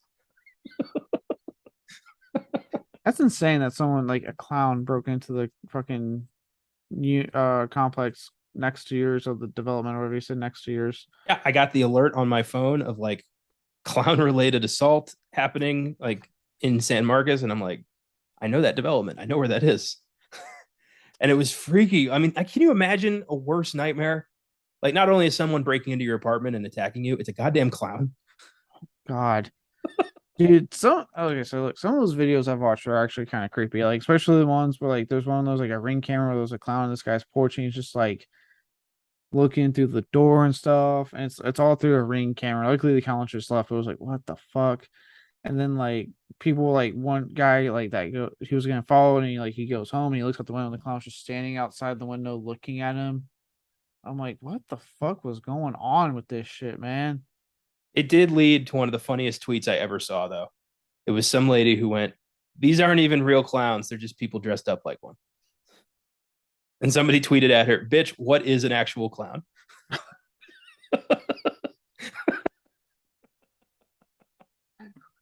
So worth it for that. Oh god. Yeah. You know what? If there's anything we did survive, it was the great clown marketing debacle of 2017. Yeah, there was a time suck on that. Like one of the early episodes was about like clowns because Dan Cummins is terrified of clowns. So he did a whole thing on clowns and he talked about the great clown scare of 2017. It was so weird. It was a scare. I remember hearing constant articles about it, and like I said, the guys for it had to like put out a statement. Like it got real for a second. First it was like, oh haha, it's just clever marketing for the movie, ha ha ha. And then it was like, wait, what the fuck's going on? People were actually getting assaulted. Actually, it's a great setup for a great horror movie. Viral marketing for a clown movie gets wildly out of hand. People start getting attacked.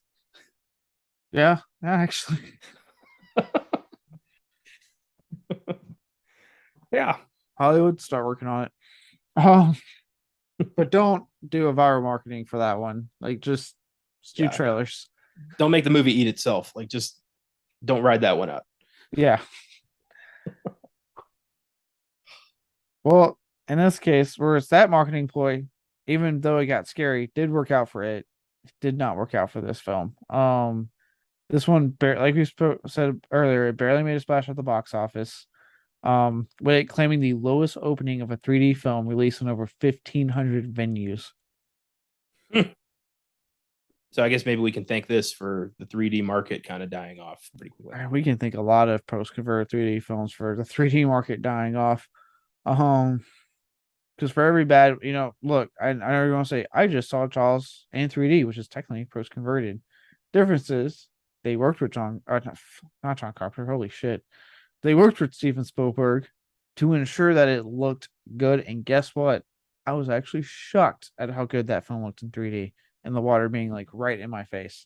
Yeah, they did the same thing with Jurassic Park. Yeah, it was That's amazing cool. how much more terrifying, with the water in your face, me thinking like, oh shit, the shark's going to eat me. I'm drowning. Oh my god, I'm in a theater and I'm drowning. I just start like gasping for air. And brushes my leg. Oh god. That'd be a weird phone call to get. Oh yeah, Caleb's in the mental ward. He thought he was drowning in the movie theater. Now he doesn't know what reality is. The 3D was too good. He's also still intending to record the podcast. He's trying to let them. He's trying to let them bring a microphone and a laptop into the hospital, but it's an uphill struggle.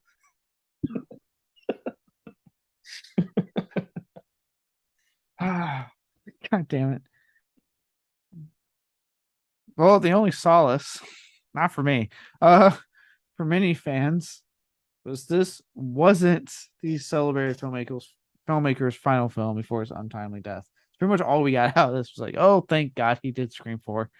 And even for a lot of people, it was, oh shit, he did Scream 4. I like Scream 4, but that's me. Move over, Ripper. Ghostface is back in town. And then not for a while until we finally got 5 Scream years later. I haven't called that movie Scream, I think, one time. I've been calling it 5 Scream pretty consistently since the trailer dropped. I know. I really hope to God the next one's called Scream 2 just to fuck with people. It probably will be. Or like Screams or something like that. Is 2 Scream too hard? I don't know. Scream 2, Stab 6. Scream 2, Stab harder. Scream with the vengeance. A good day to scream. Live free or scream hard. That actually sounds like a porn parody of Live Free or Die Hard now that I'm saying it out loud. Oh, yeah, whatever it is, I'm sure it'll be neat and not horrifically rushed and really feeling incomplete because Nev Campbell said no. You sound like it won't sound like the opposite of everything you just said. Uh No, I said it won't be. So it's okay. We'll see. I don't know. we'll find out. But I mean, we got Hayden Panettiere coming back as Kirby, and that made me very happy. So, There you go. hey, hashtag justice for Kirby. Okay, she's been alive since Scream 4. God damn it, and she is back. Um, but on that, that's all I have for this particular Wes Craven film. I sold the take. Are you ready to do awards? Which I feel like we're a simultaneous mix of easy and hard, because mainly because there's so much on every single category you can pick from. Yeah, you're right. Let's do this. All right, let's start with the Zack Snyder review again. I got nothing. I got no cheeky comment other than Snyderverse continues to be dead. Don't think it's happening again. I know the Black Adam trailer is giving y'all guys hope. You're idiots. I hope you break your fingers so you can never pick up a camera again. Jesus Christ. All right, I got this week covered for the Snyder burn. Don't worry. Yeah, okay. Worst scene. What do you got after that? Oh boy. Okay, so there are some contenders here. This movie's like a Lego castle of bad scenes, and I ultimately went with the big reveal because it is so painfully fucking obvious that Alex is the killer. I mean, literally, they go downstairs and the guy who's not in the room, the killer's there killing around, and then he goes upstairs and he just comes back in the window like, "Whoa, what happened? I turned around and you were gone." Like, are we really playing this? We're gonna play this shit for like 10 minutes. Like, it's pretty obvious, and I was like, this is the big. I was hoping it was gonna be like, oh, the killer never died and he's been fucking with him the whole time or something like that. I thought it was gonna be his sister or something. Anything but the best friend who, yeah, the rug pull didn't make me fall. Well, it doesn't. The rug pull sucks, and everything following that sucks. Like the when he kills Alex, just was a quick. It felt like a quick resolution. Then the whole voiceover, like Leia squared everything away. I'm now a hero, but I don't feel like it. But I will be for Alex. And I'm like, what? Oh, and all of a sudden, Leia's just a super nice sister who's giving him a hug. Like, she's been nothing but like queen bitch the entire movie, and all of a sudden it's like, you did it, we're free. Like, no. And was the whole town just waiting outside the house for all this to happen? Yeah, and do they believe in it with the way they're reacting? Like, I thought the whole point of Ripper Day was like, it's just these kids and everyone else is fucking tired of it. Like, yeah, that was the vibe I got. Yeah, but that's never fully explained. So you're just like, does the town believe it? Do they not believe it? I don't understand. Because the adults are acting like they believe it. They're all fearful of the fucking day. I was hoping in the end when Alex comes through the window, which is that just a part of teenage life I missed, just climbing through people's windows. No, no, I never did that. I knocked on the door and hoped they were home. Yeah. Like, happened in Scream, happened I think in Elm Street a couple times. Is that just what Wes Craven thinks teenagers do? Maybe it happened to him, and he's just like, this is what friends do. He climbed in his friend's window and they were like, that was awesome, this is so cool, and he just held on to that for his entire life. You know what? That inspires me. I'm just going on one day, just not even go through my front door. I'm just going to climb through Josh's window, which is right next to the front door. He'd probably freak the fuck out and punch you. It's worth it.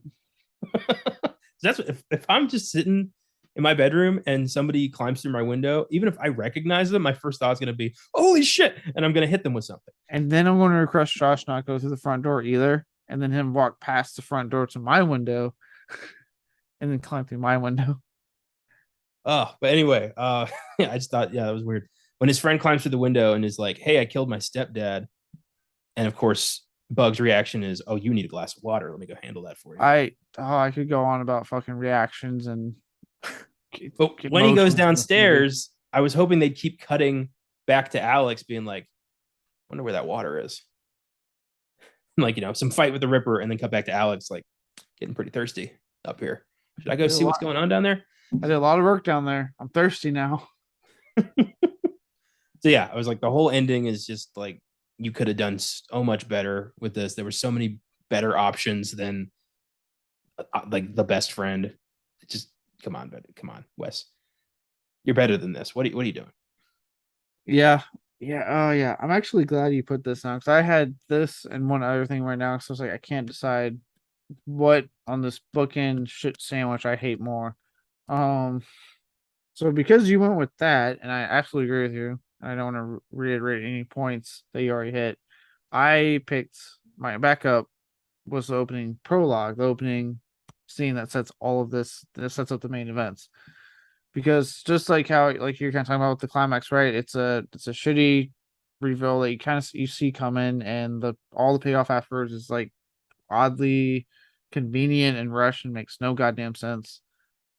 This opening is clearly meant to like set up the events of the film and does the most piss poor job it can do of it, but by explaining nothing.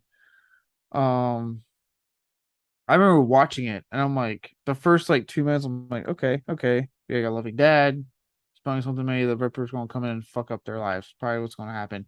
And then without fucking warning, it's he is talking to himself. He is in a different room completely at one point. He is like down in the basement. Now he's in the bathroom. He's calling a doctor that's trying to explain stuff. Like shit's just piling on, piling on. More shit's happening, more shit's happening. At no point is this film pausing to go like, okay, so by the way, this is why this is happening. Oh, he has PTSD. One of those is a killer. Like none of this is getting explained. It just fucking keeps going and going and going and going until finally the title pops up and then the main part of the film starts and you're like, what the fuck did I just watch? Yeah, I'm with you, man. I also the film never tells us what happened to that guy. Like a body's never found. Nobody dredged the river. Everyone just kind of assumed like, well, I guess he's gone. Case closed. Which is not how investigations are supposed to work. My favorite part of the opening is when the therapist is like, "Do you have like to the cop? Do you have to be so heartless? Can't you give the man a handshake?" And Frank Grillo is like, "Yeah, okay, just this once." Like, are you kidding me? This is a homicide suspect who's killed like 15 people, and you just shot, and now you're gonna be like, well, bygones are bygones, I guess. You can't have hate in your heart. It's so weird. It's so weird. And then it's like the way they're acting, like, did they know about this personality that's a killer? Did they not? I can't tell. Like, no one's again, this is where I go back to where like no one acts like a fucking human being in this movie. Yeah. How And much did the judge from Ghostbusters 2 really know about this? He was the therapist and it was very distracting. I thought it was great at the beginning where, we see, oh, he's got a pregnant wife. He's building a dollhouse and a rocking horse because he's father of the fucking year. Like just to hammer home how much of a good papa he is. And then to turn around with, oh, and I'm also the serial killer because I found this knife. And the serial killer's in my head being like, don't you dare say anything or I will kill our whole family. Like, what? Why? yeah, and again, it kind of goes back to what I was talking about my comment Wes Craven earlier. And in a couple of cases, Shocker again is the one where I like to point out it does kind of the same thing where like shit just keeps happening and you're like, what the fuck is going on? But even then, like there was just something about Shocker that it worked weirdly enough that you kind of you I can't explain. Like you kind of are like, I don't know why he's making these choices, but I'm kind of on board with it. Craven really likes to do the bad guy had children trope. He really likes to do that. Scream, Shocker, this thing. Like it's like his bread and butter, his go-to. If he gets written into a corner, he's like, boom, evil kids. Yeah, I mean, technically he didn't write it, but eventually Nightmare on Elm Street, we got revealed, Freddy's daughter. You're like, God damn it. Granted, he didn't write it. It's a sequel, but Which one was that? it was Freddy's Dead. Oh, see, I don't even. Yeah, again, not something he wrote, but I'm like, he helped birth this franchise, so it's like, well, fuck, even that got tainted with that storyline down the line. Well, I mean, technically speaking, they're all his children. So, I mean, there you go. God damn it. But yeah, it's just it's weird here, and the implication of like his soul went into all of them or just one of them, and if it's if it's Alex and why is Bug having like visions of the rest of them, Yeah, or yeah.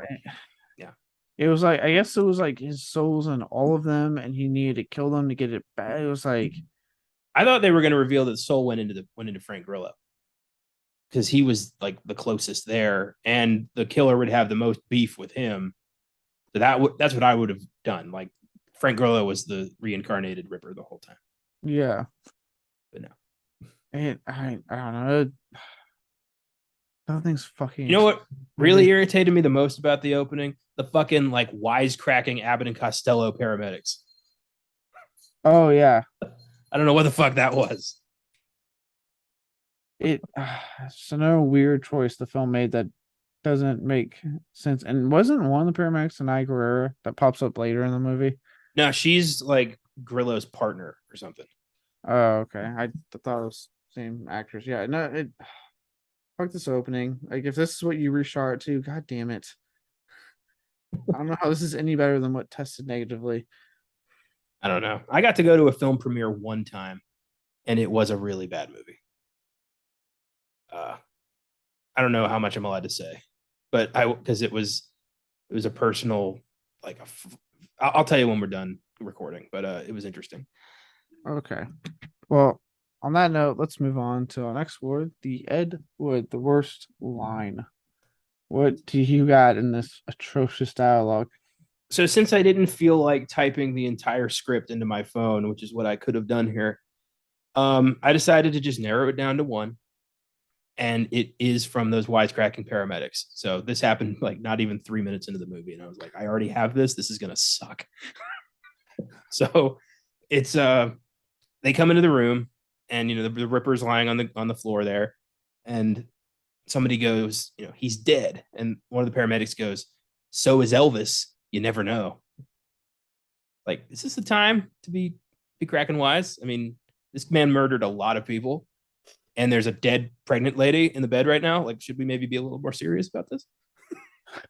It's a joke about a singer that died on the toilet. Yeah, this is and we all know Elvis isn't dead. He just went home. He's helping Bigfoot out. He is Bigfoot. That'd be the biggest reveal, wouldn't it? Like Elvis, like Bigfoot is actually just a very hairy, out of shape old Elvis who just has been living in the woods. God, the idea that all those fucking those magazine people that write these crazy stories, God, the unison of joy you'd hear in the country from those people. We were right. The headline: Bigfoot captured, and it's just Elvis looking like drunk and like his eyes glazed over. He's super fucking hairy. He's in his like weird Vegas cape outfit, but it's like unbuttoned. His screams are just really his incoherent screams that we all thought were terrifying Bigfoot noises, or just him trying to say his lines. It's him trying to sing fucking Yeah, like in the ghetto. Oh my god. I ain't no Oh, but a that's hound dog, but now it's like, oh, oh. I believe it. Oh. That's fantastic. Ah. But yeah, that was my line. I was like, if this is what we're in for, I'm good luck keeping me interested. Yeah, that's a good pick. My yeah, I had so much right now. There's a lot of bad dialogue. I had a lot of what the guy who was obsessed with blowjobs. Oh, I think Brandon, right? Yeah, I had a lot of his dialogue down because it was like, dude, calm down. Like, you're wanting this way more. Like, you clearly haven't received one, and you won't shut up about it. Like, stop. Yeah, and the best way to do it is you just pick a lady and just constantly pester her and just get on your knees and be like, "I'm begging you," because he does that a couple times. Yeah, like I'm begging you, please let me just know what it feels like to feel your mouth on my hard dick. Like, Apparently, that's how he hooked up. Like that's how he banged the principal's daughter. She was saying like he just begged me. Like this dude is so bad. He has no game. He's just like please because he looks. He's the quarterback. Women are like okay, but that's his game. He's just like please, please. I need to look cool, please. Oi. that's not what I wrote down. It's not what I picked ultimately. I picked something towards the end of the film. It actually has to do with the reveal, and it's mostly because of delivery. But it's when Alex, after telling Bug he killed his stepfather, which we never really linger on. We're like, I killed my stepdad, and then we just keep blowing through it. Which I'm like, I get it. Stepdad was a piece of shit, but still, like, okay, we're just gonna blow through that information. Um, the it's what he said shortly after that, and it's because of the delivery, and that's when he just is like, it's not okay for everyone to be killing each other all the time. And I'm like, What a revelation. yeah, I'm like, okay, one, the delivery was pretty shitty, and two, what do you mean all the what? You see I that as if it's like a COD turn, like a Call of Duty tournament. And you're like, guys, we gotta stop shooting at our teammates. I hope one day to write something that brilliant and profound. I truly do. Did you know that killing is bad and it makes people feel bad? Because I didn't know till I watched this brilliant piece of work. This is this is something you say when you're a teenager and you go to those paintball fucking parks that have the different battlefields, and you get the one guy that's just shooting all the teammates because funny. That's when this line out would be okay. Like, bro, it's not okay, man. Stop it. We gotta win. But in a serious horror film where people have like died, And people killing each other, there's one person killing specific people. It's like, yeah, this is it's not a not. spree by the whole town here. It's This is just not the you. purge. This is not battle royale happening in your town. It's one guy. Yeah. It's one serial killer. Who is you, by the way? You're the one killing everybody. It's like, what the fuck are you talking about? Yeah, you're doing this. Yeah. It reminded me of uh Peter Farrelly's acceptance speech for Green Book, where he basically said, like, racism is bad and we have to do something about it. And people were just like, yeah, did you just figure that out? Like, are you new to the team here? Because boy, do we have some literature for you. God damn, Peter. Don't go on TV and say that white savior shit. Do we have some history to show you, pal? I just found out, what was it in Get Him to the Greek, when he was like talking about apartheid, the whole African child thing, and he's like, so I was wondering if, like, is this okay? And I made some phone calls, and it turns out no, it isn't. Like, it's that kind of awareness that just makes me laugh consistently. Oh God.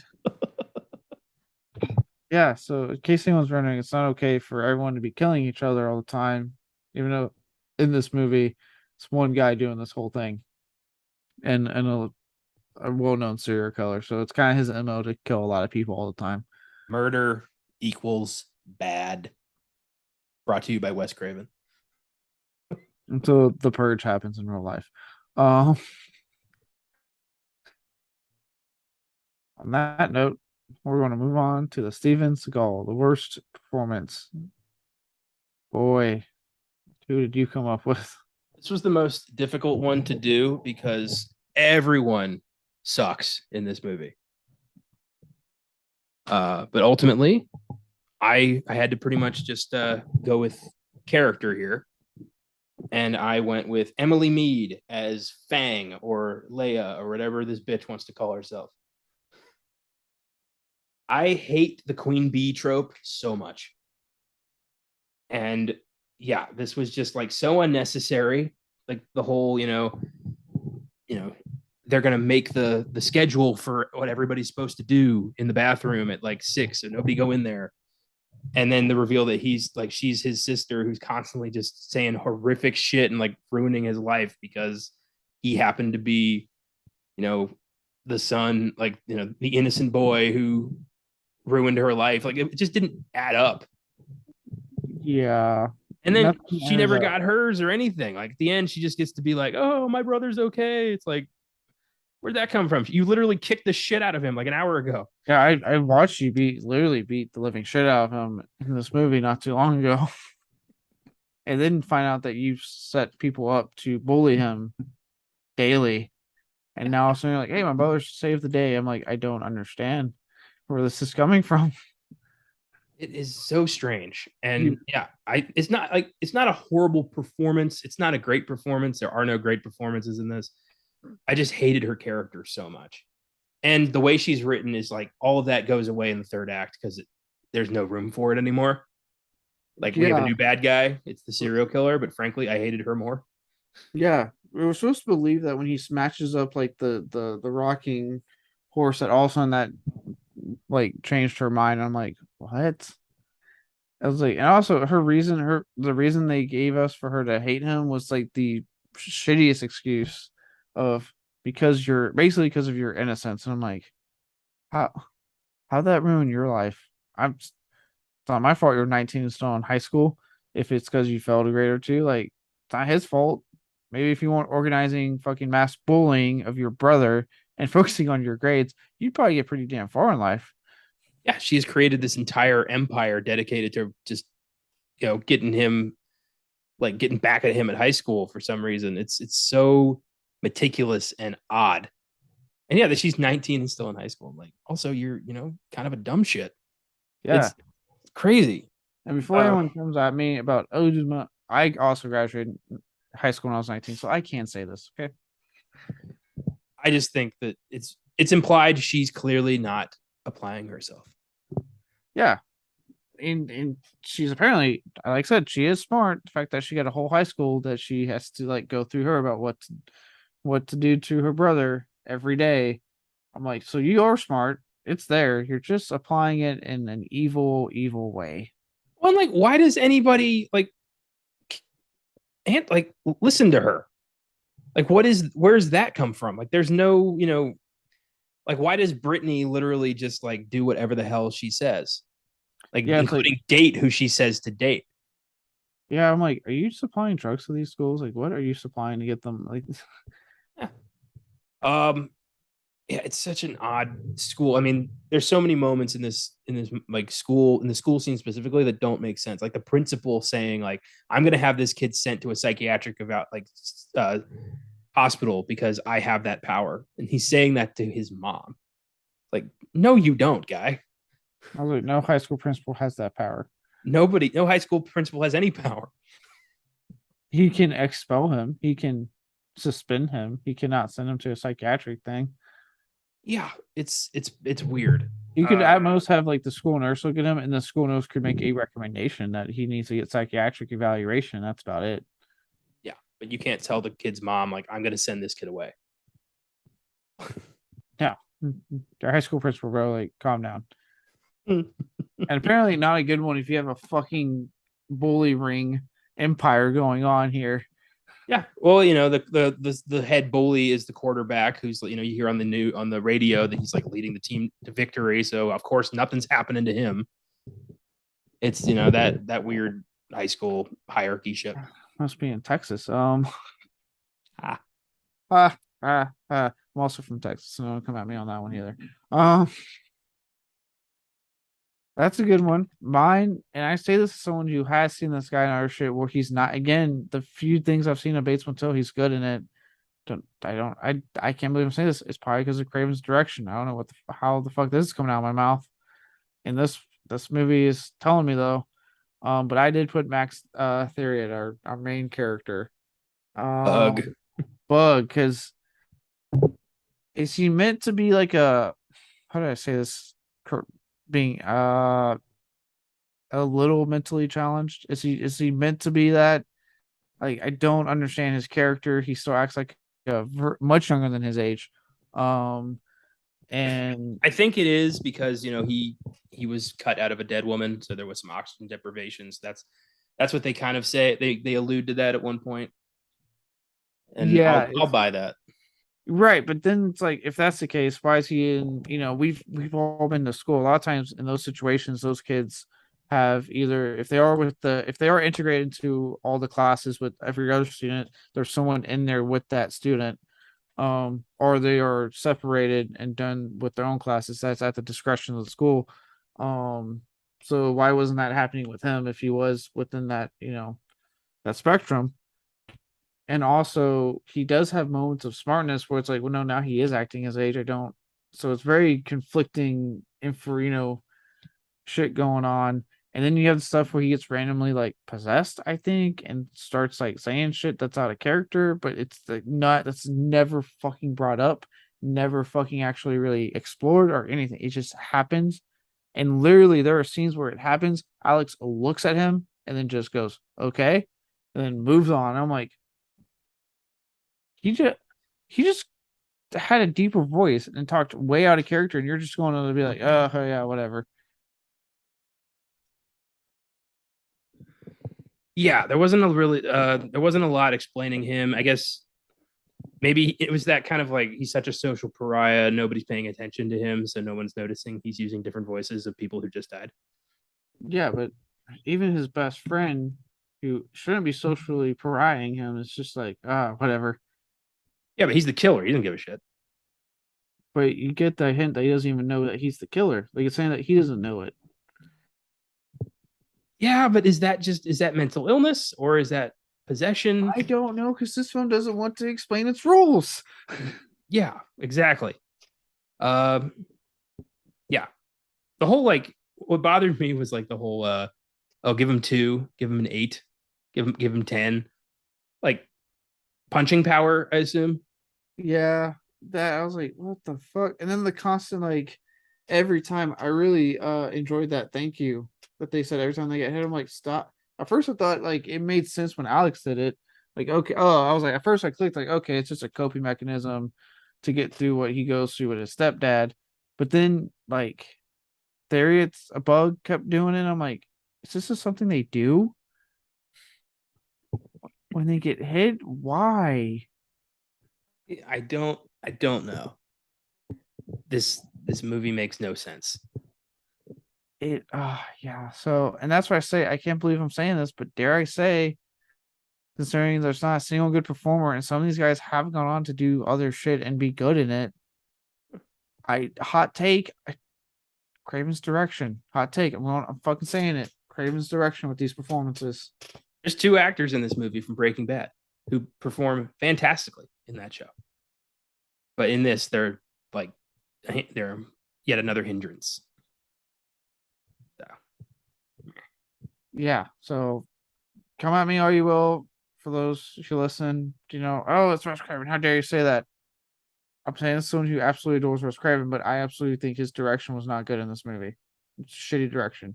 Because there's not the fact that there's not a single good performer, that's a bad script and bad direction. That means they could not do anything to help make this to elevate this in any way. Yep, you're right. The Buck's got to stop somewhere. Yeah, so it hurts to say it, but that's who I'm putting my blame on. Um, but now for our next one, which is named after an actual not great director, especially after you touch a franchise you want to let go.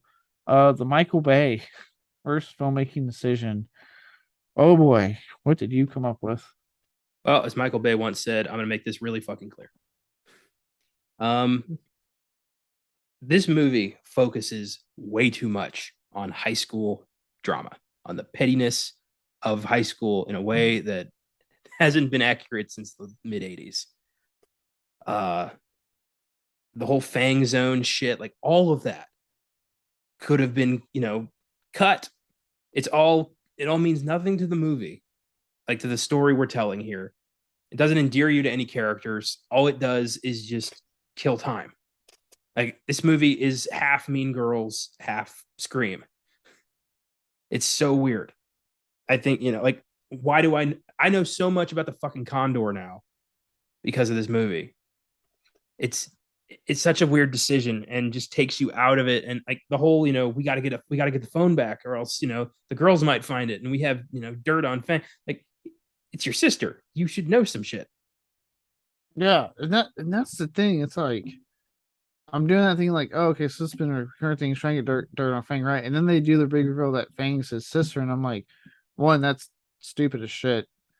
Two, then why even have that scene where he's trying to get dirt? Because it's your fucking sister, dude. You should have dirt already. Yeah. You live with her. It was weird. Yeah. The Jesus girl, the bully, the blind kid who's in like 3 scenes, but is somehow hugely important to the end of the movie. At least he's supposed to feel like it. I don't know. I hated all of that. Yeah, and that has superpowers, which is like, oh, it's so. How'd you know this time? I'm like, oh my god. All right. Somebody has to finally say this. I'm gonna say this now. Not every blind person is Daredevil. They don't have superpowers. They they can't do that. I hate that movies portray disability as some sort of like, you know, extra superpower for something else. It's so weird, and it just makes, you know, it makes people look bad. Yeah, and then like, and let's get in this right. So let's say the original plot, right? The idea was that these kids have a, I guess, a soul of the killer, right? A piece of his soul. I'm assuming. Why do we never really get that many scenes of all seven of them interacting? Ever? That first kid who dies on the bridge, like, did we even see him before that happened? I don't remember. I think we got like one scene. It was when they're doing the whole telling of the story in the woods, and something that, again that's not explained. That the Why kid is Bug even there if literally everyone who's at that thing is constantly giving him shit for just being alive? Like, why did he even go to that? I don't know. Just to then turn around and be like, oh, I messed it up. I got scared. I unleashed the demon. I'm like, what the fuck is going? I remember sitting there at that point in general, still thinking, okay, that was a confusing opening. Hopefully, it'll explain. No, I was still going. Now, what is this movie? What? He got scared. They're containing it. What? Like, you do this every year. You know it's a puppet. Like, why are you scared of this? Yeah.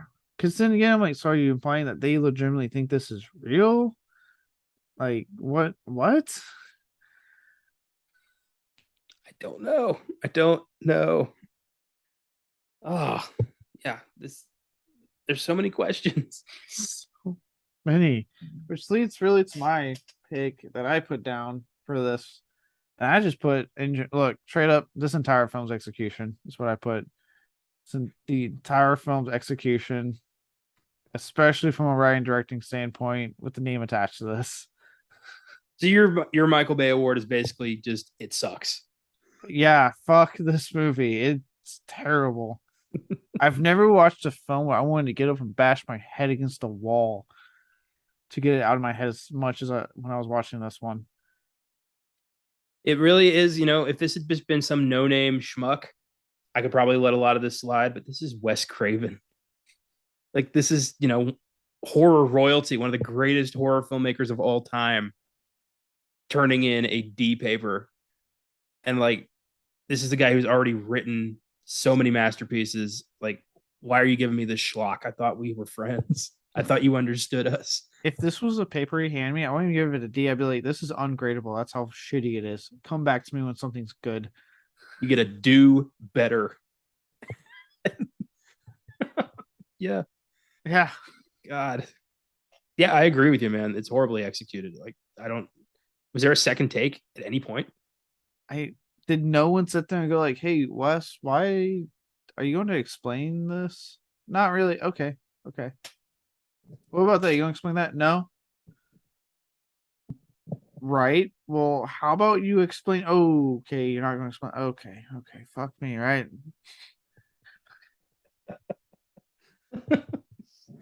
Yeah, I wonder how many actors were like, really?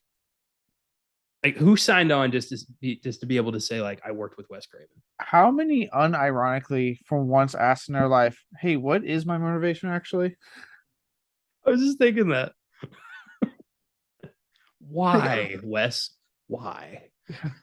You think he chuckled like, ha ha ha ha ha?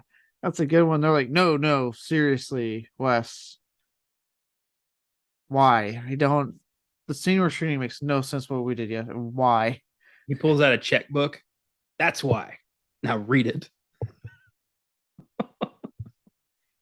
Oh, yeah. Sorry. Sorry, your favorite filmmaker did this. It hurts, and not like it hurts so good. It hurts bad. He did this to you. And he did this to me. And he did this to all of us. I the vitriol I can say for some of my reviews with some horror films I watched, I never thought would carry over into a Wes Craven film. It hurts. It Hurts a lot. Yeah. I don't think it's happened. No. Wait. Okay.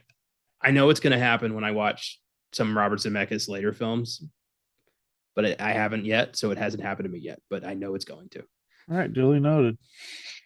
Yeah, like when we do Pinocchio or anything he's done from the last like 6 years, it's gonna happen. Duly noted for the podcast. I had to get hurt on this one. Well, that leads to the next thing, which based off my first filmmaking decision, I'm sure you're like, is there any positive that you had for this movie? Um, but the silver lining, the one fucking positive. Did you come up with anything whatsoever? I did. Um, I felt the order of victims was fairly unpredictable, and I was surprised at who died and when. I was not expecting the Jesus girl to go so fast, nor the bully or the hot girl possible love interest. I thought they were all going to make it to like the final three, but they were the first to go, and that was a bit of a shock and surprising, but also left us nothing, nothing else to hold on to besides Bug and his dumb friend. So that kind of sucked, but I was like, oh shit, they killed the bully. Oh shit, the hot girl's dead. So I did have those moments where I was like a little surprised.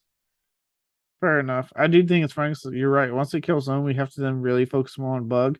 I didn't realize when we cut to Bug at his house after school, the entire rest of the film stays there. I was watching like, oh, we're not escaping this house now. We are locked in. I guess class is canceled. School's out. But, ever. Yeah, I wanted my Leia death scene. I did not get it. Fair enough. Yeah, that's a good one. A bit of a reach, but I'll give it to you. Believe me, I had to grab my my gopher thing and reach. Okay. Well, mine. I'm sure you're curious. That's what I just gave for my first filmmaking decision.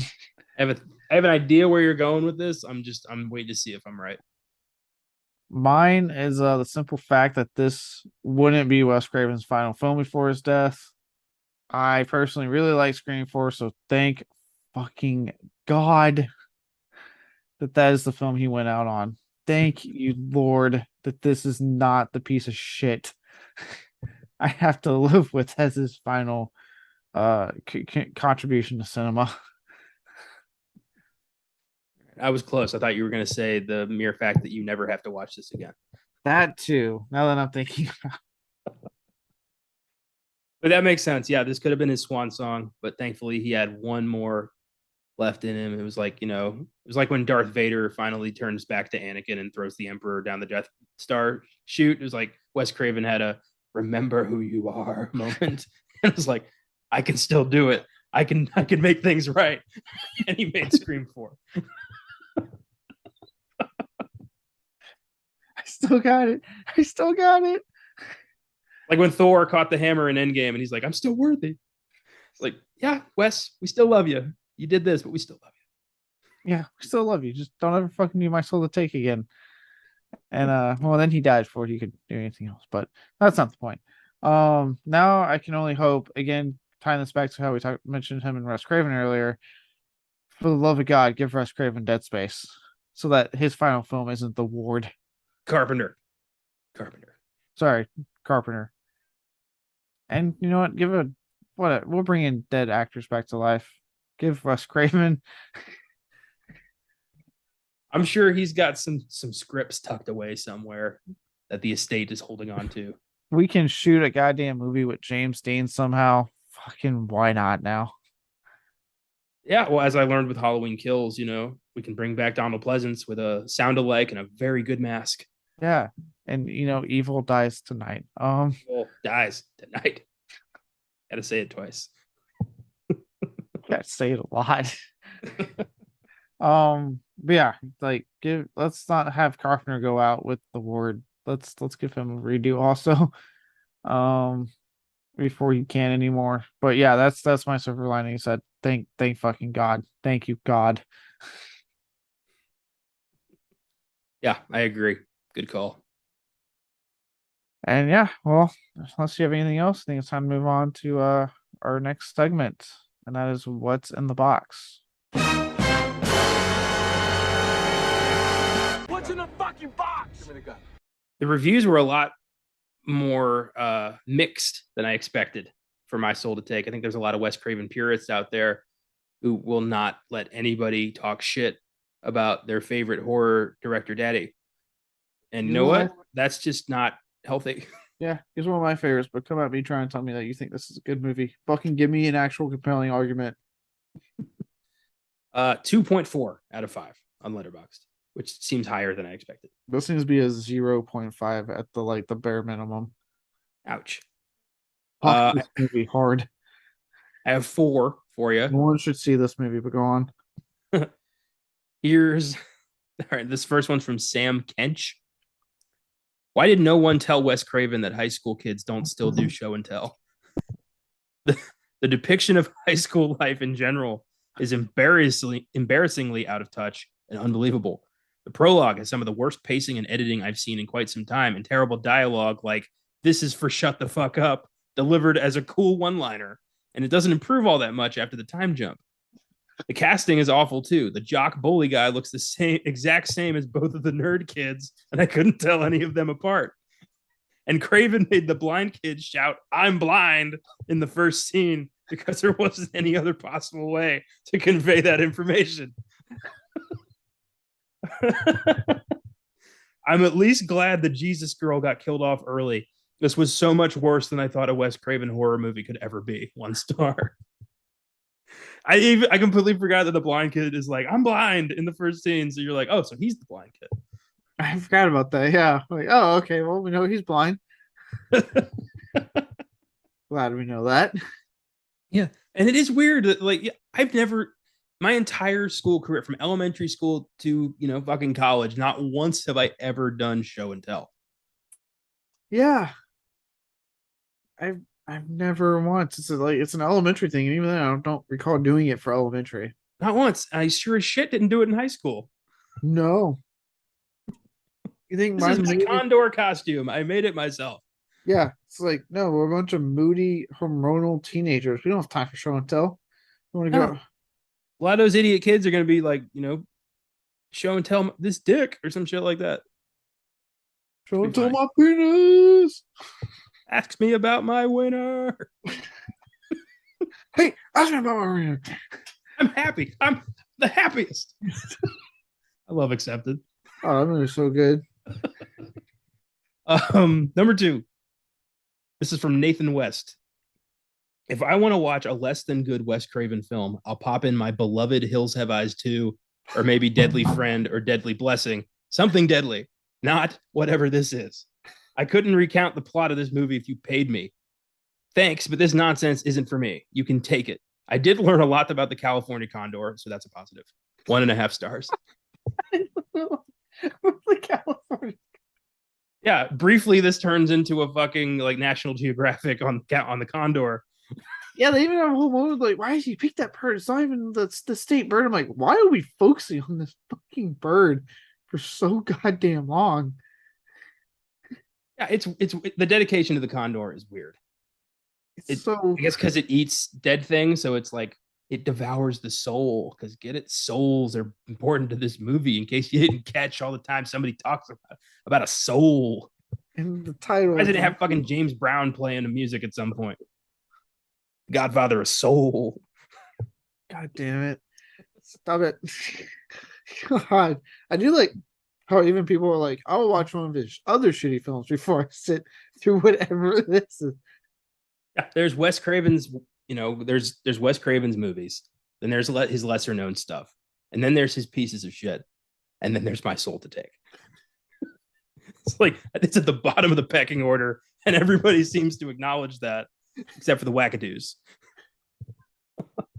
They're like, no, this is one of his best. I'm like, oh, God, no. If Freddy Krueger's real, I hope he gets those fuckers in their nightmares.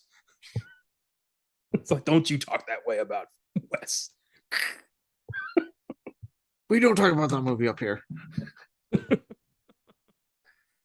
Oh, okay. This next one's from Brett Arnold.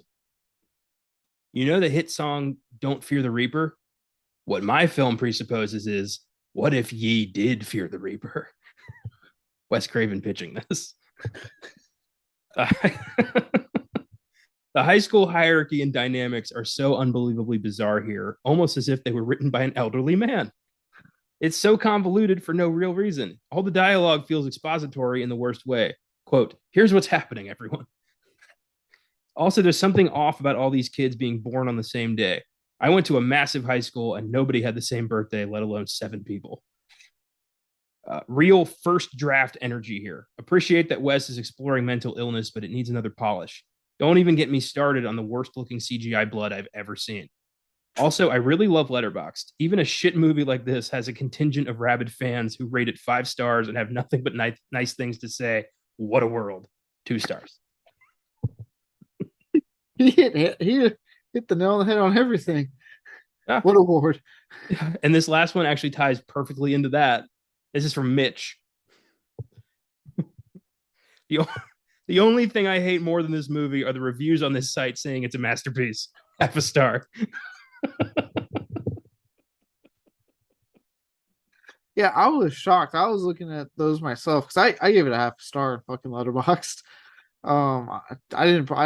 I've yet to make the jump to writing stuff, but I'm about it. I'm very tempted with this show to write my feelings on certain movies, since I know we made the pact to not really do it on the website, and also just because I never have time to do a full review like the amount of films I watch in a weekend. That sometimes the letterbox option is kind of nice. That's true. That's true. I'm thinking of doing it and writing like the first paragraph and then continued on filmgazm.com. I'm gonna doing that. That'd be cool. All right. But yeah, no, yeah, I noticed that too. I'm like, why? And then I tried reading. They're like, it's an misunderstood cult masterpiece. It's so campy. I'm like, no. I'm like, look, you say what you wrote about Spookies, but you try to tell me which one's more entertaining to sit through. Spookies or this one? I'm going to really question if you say fucking My Soul to Take. It's that contrarian mentality of everybody says they love Nightmare and Scream and Hills Have Eyes. I'm going to say I love My Soul to Take, so I look smarter by comparison. I look like I have more intellectualism to offer. I hate contrarians so much. I hate anybody who likes what's the opposite of popular just for the sake of liking what's not popular. Those people can go fuck themselves. You have nothing to offer the conversation, and most of the time you're an asshole. So yeah, I think that's what's going on here. Probably. Yeah, that was good. I like that amount of 5 stars. I love how I love how all those reviews honed in on almost everything we fucking talked about. So we're not alone. I do love that. I love when we end up finding just kind of tying everything together with what's in the box. Yeah, this was beefy. This was beefy, much more beefy than I thought. But if that's all that's in the box, I say let's wrap it up and move on from this fucking movie. Let it go. Let's rip it out, let the wound heal, and never speak of this again. And then only watch good Wes Craven movies. Before I reveal what next week's episode is, be sure to follow us on social media. You can follow us on Facebook, Twitter, and Instagram under FILMGAZM Productions.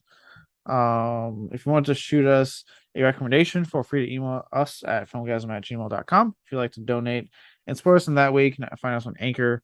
Finally, feel free to get on our site, filmgasm.com, for reviews, shows, articles, and all of our episodes.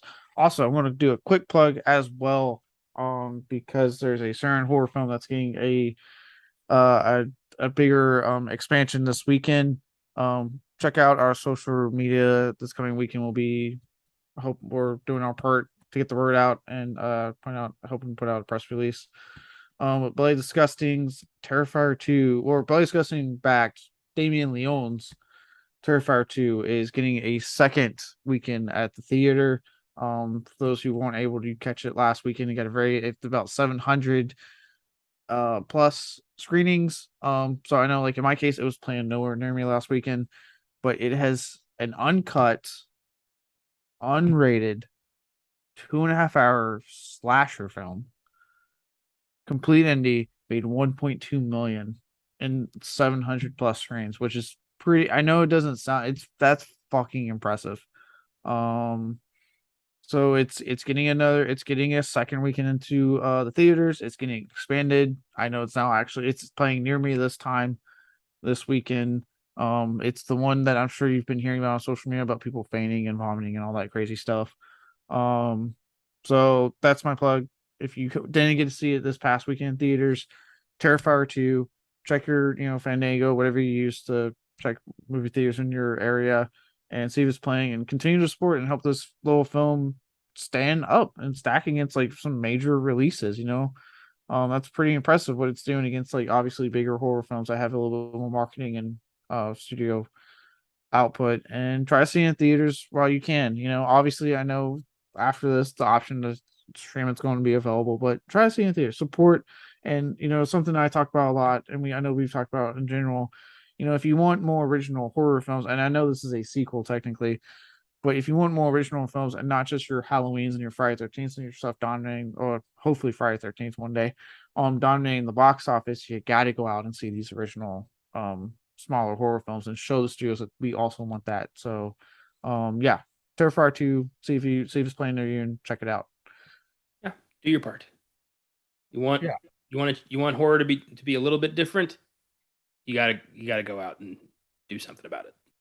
Yeah, go out and see it. And like I said, check our socials. We should be hopefully popping up that press release we got for it on the socials soon for this weekend. If you really want to support a film like Terrifier 2, what you got to do is dress up as a clown, go out and just brutally harass people. It's the only way. As soon as you've seen Terrifier, you might want to come down. There's some insane gore effects, and I've heard this sequel's even more insane. Yeah, I haven't seen it yet. I'll watch it, and since we're doing a little thing about it, I'll see if I can carve out some time and go see it. Oh yeah. Well, so yeah, so he was playing there. Regals is what I think. Regal's the one that's back in this particular promotion, so they're the one to check out. Right on. Yeah. So with that, now that I got that little bonus out of the way, let's talk about what's gonna be next week. So it's a little bit special. Go ahead and bust it out. As everyone knows, Connor is going to be on his little Germany trip, so he will not be here next week. So you're wondering who possibly is going to do this with me, because Austin obviously has his hands tied with Oscar Sunday, whatnot. Well, we have a long missing member of the team finally back. So I will be joined by my buddy, FILMGAZM contributor. He's finally pulling his weight. God, was he slacking. Josh Allred will be joining me to talk about one of well-known indie producer Roger Corman's horror films, Galaxy of Terror. Should be a lot of fun. I know he's ready to finally, do something instead of being lazy and off in other countries. God, what a bum. I'm kidding. But I know he's excited to be back and do this, so it should be a lot of fun. 2 straight weeks of not having to watch a piece of shit movie. It's gonna be nice. We're actually probably both going to like Galaxy of Terror, because this has a pretty big cult following. It's more up my alley. Nice. Well, I'm glad he's back, and I'm glad you guys are going to be able to cover this for me and have some fun. Yeah, should be a good time. On FILMGAZM, we had a different film, but we changed it to make it more Halloweeny, and I just simply forgot to change it in my script. But got myself. I love that you even told me you were going to do that when we did the last episode. That's great. Yep. As soon as I looked at it, I was like, I didn't do what I said I was going to do. And what's funny? I was taking my Slipknots. I picked up the new Slipknot CD, right? And I was taking the songs off it, putting it onto my phone. So I had my computer open and even told myself, like, okay, do this, and then I'll get on the script and do what I need to. And then I never did that part. Well, glad you caught yourself. Caught myself. I know what we're doing instead. Making it a little more Halloweeny, making it more fun, and we are going to look at someone who's been in quite the headlines this couple months for his new film.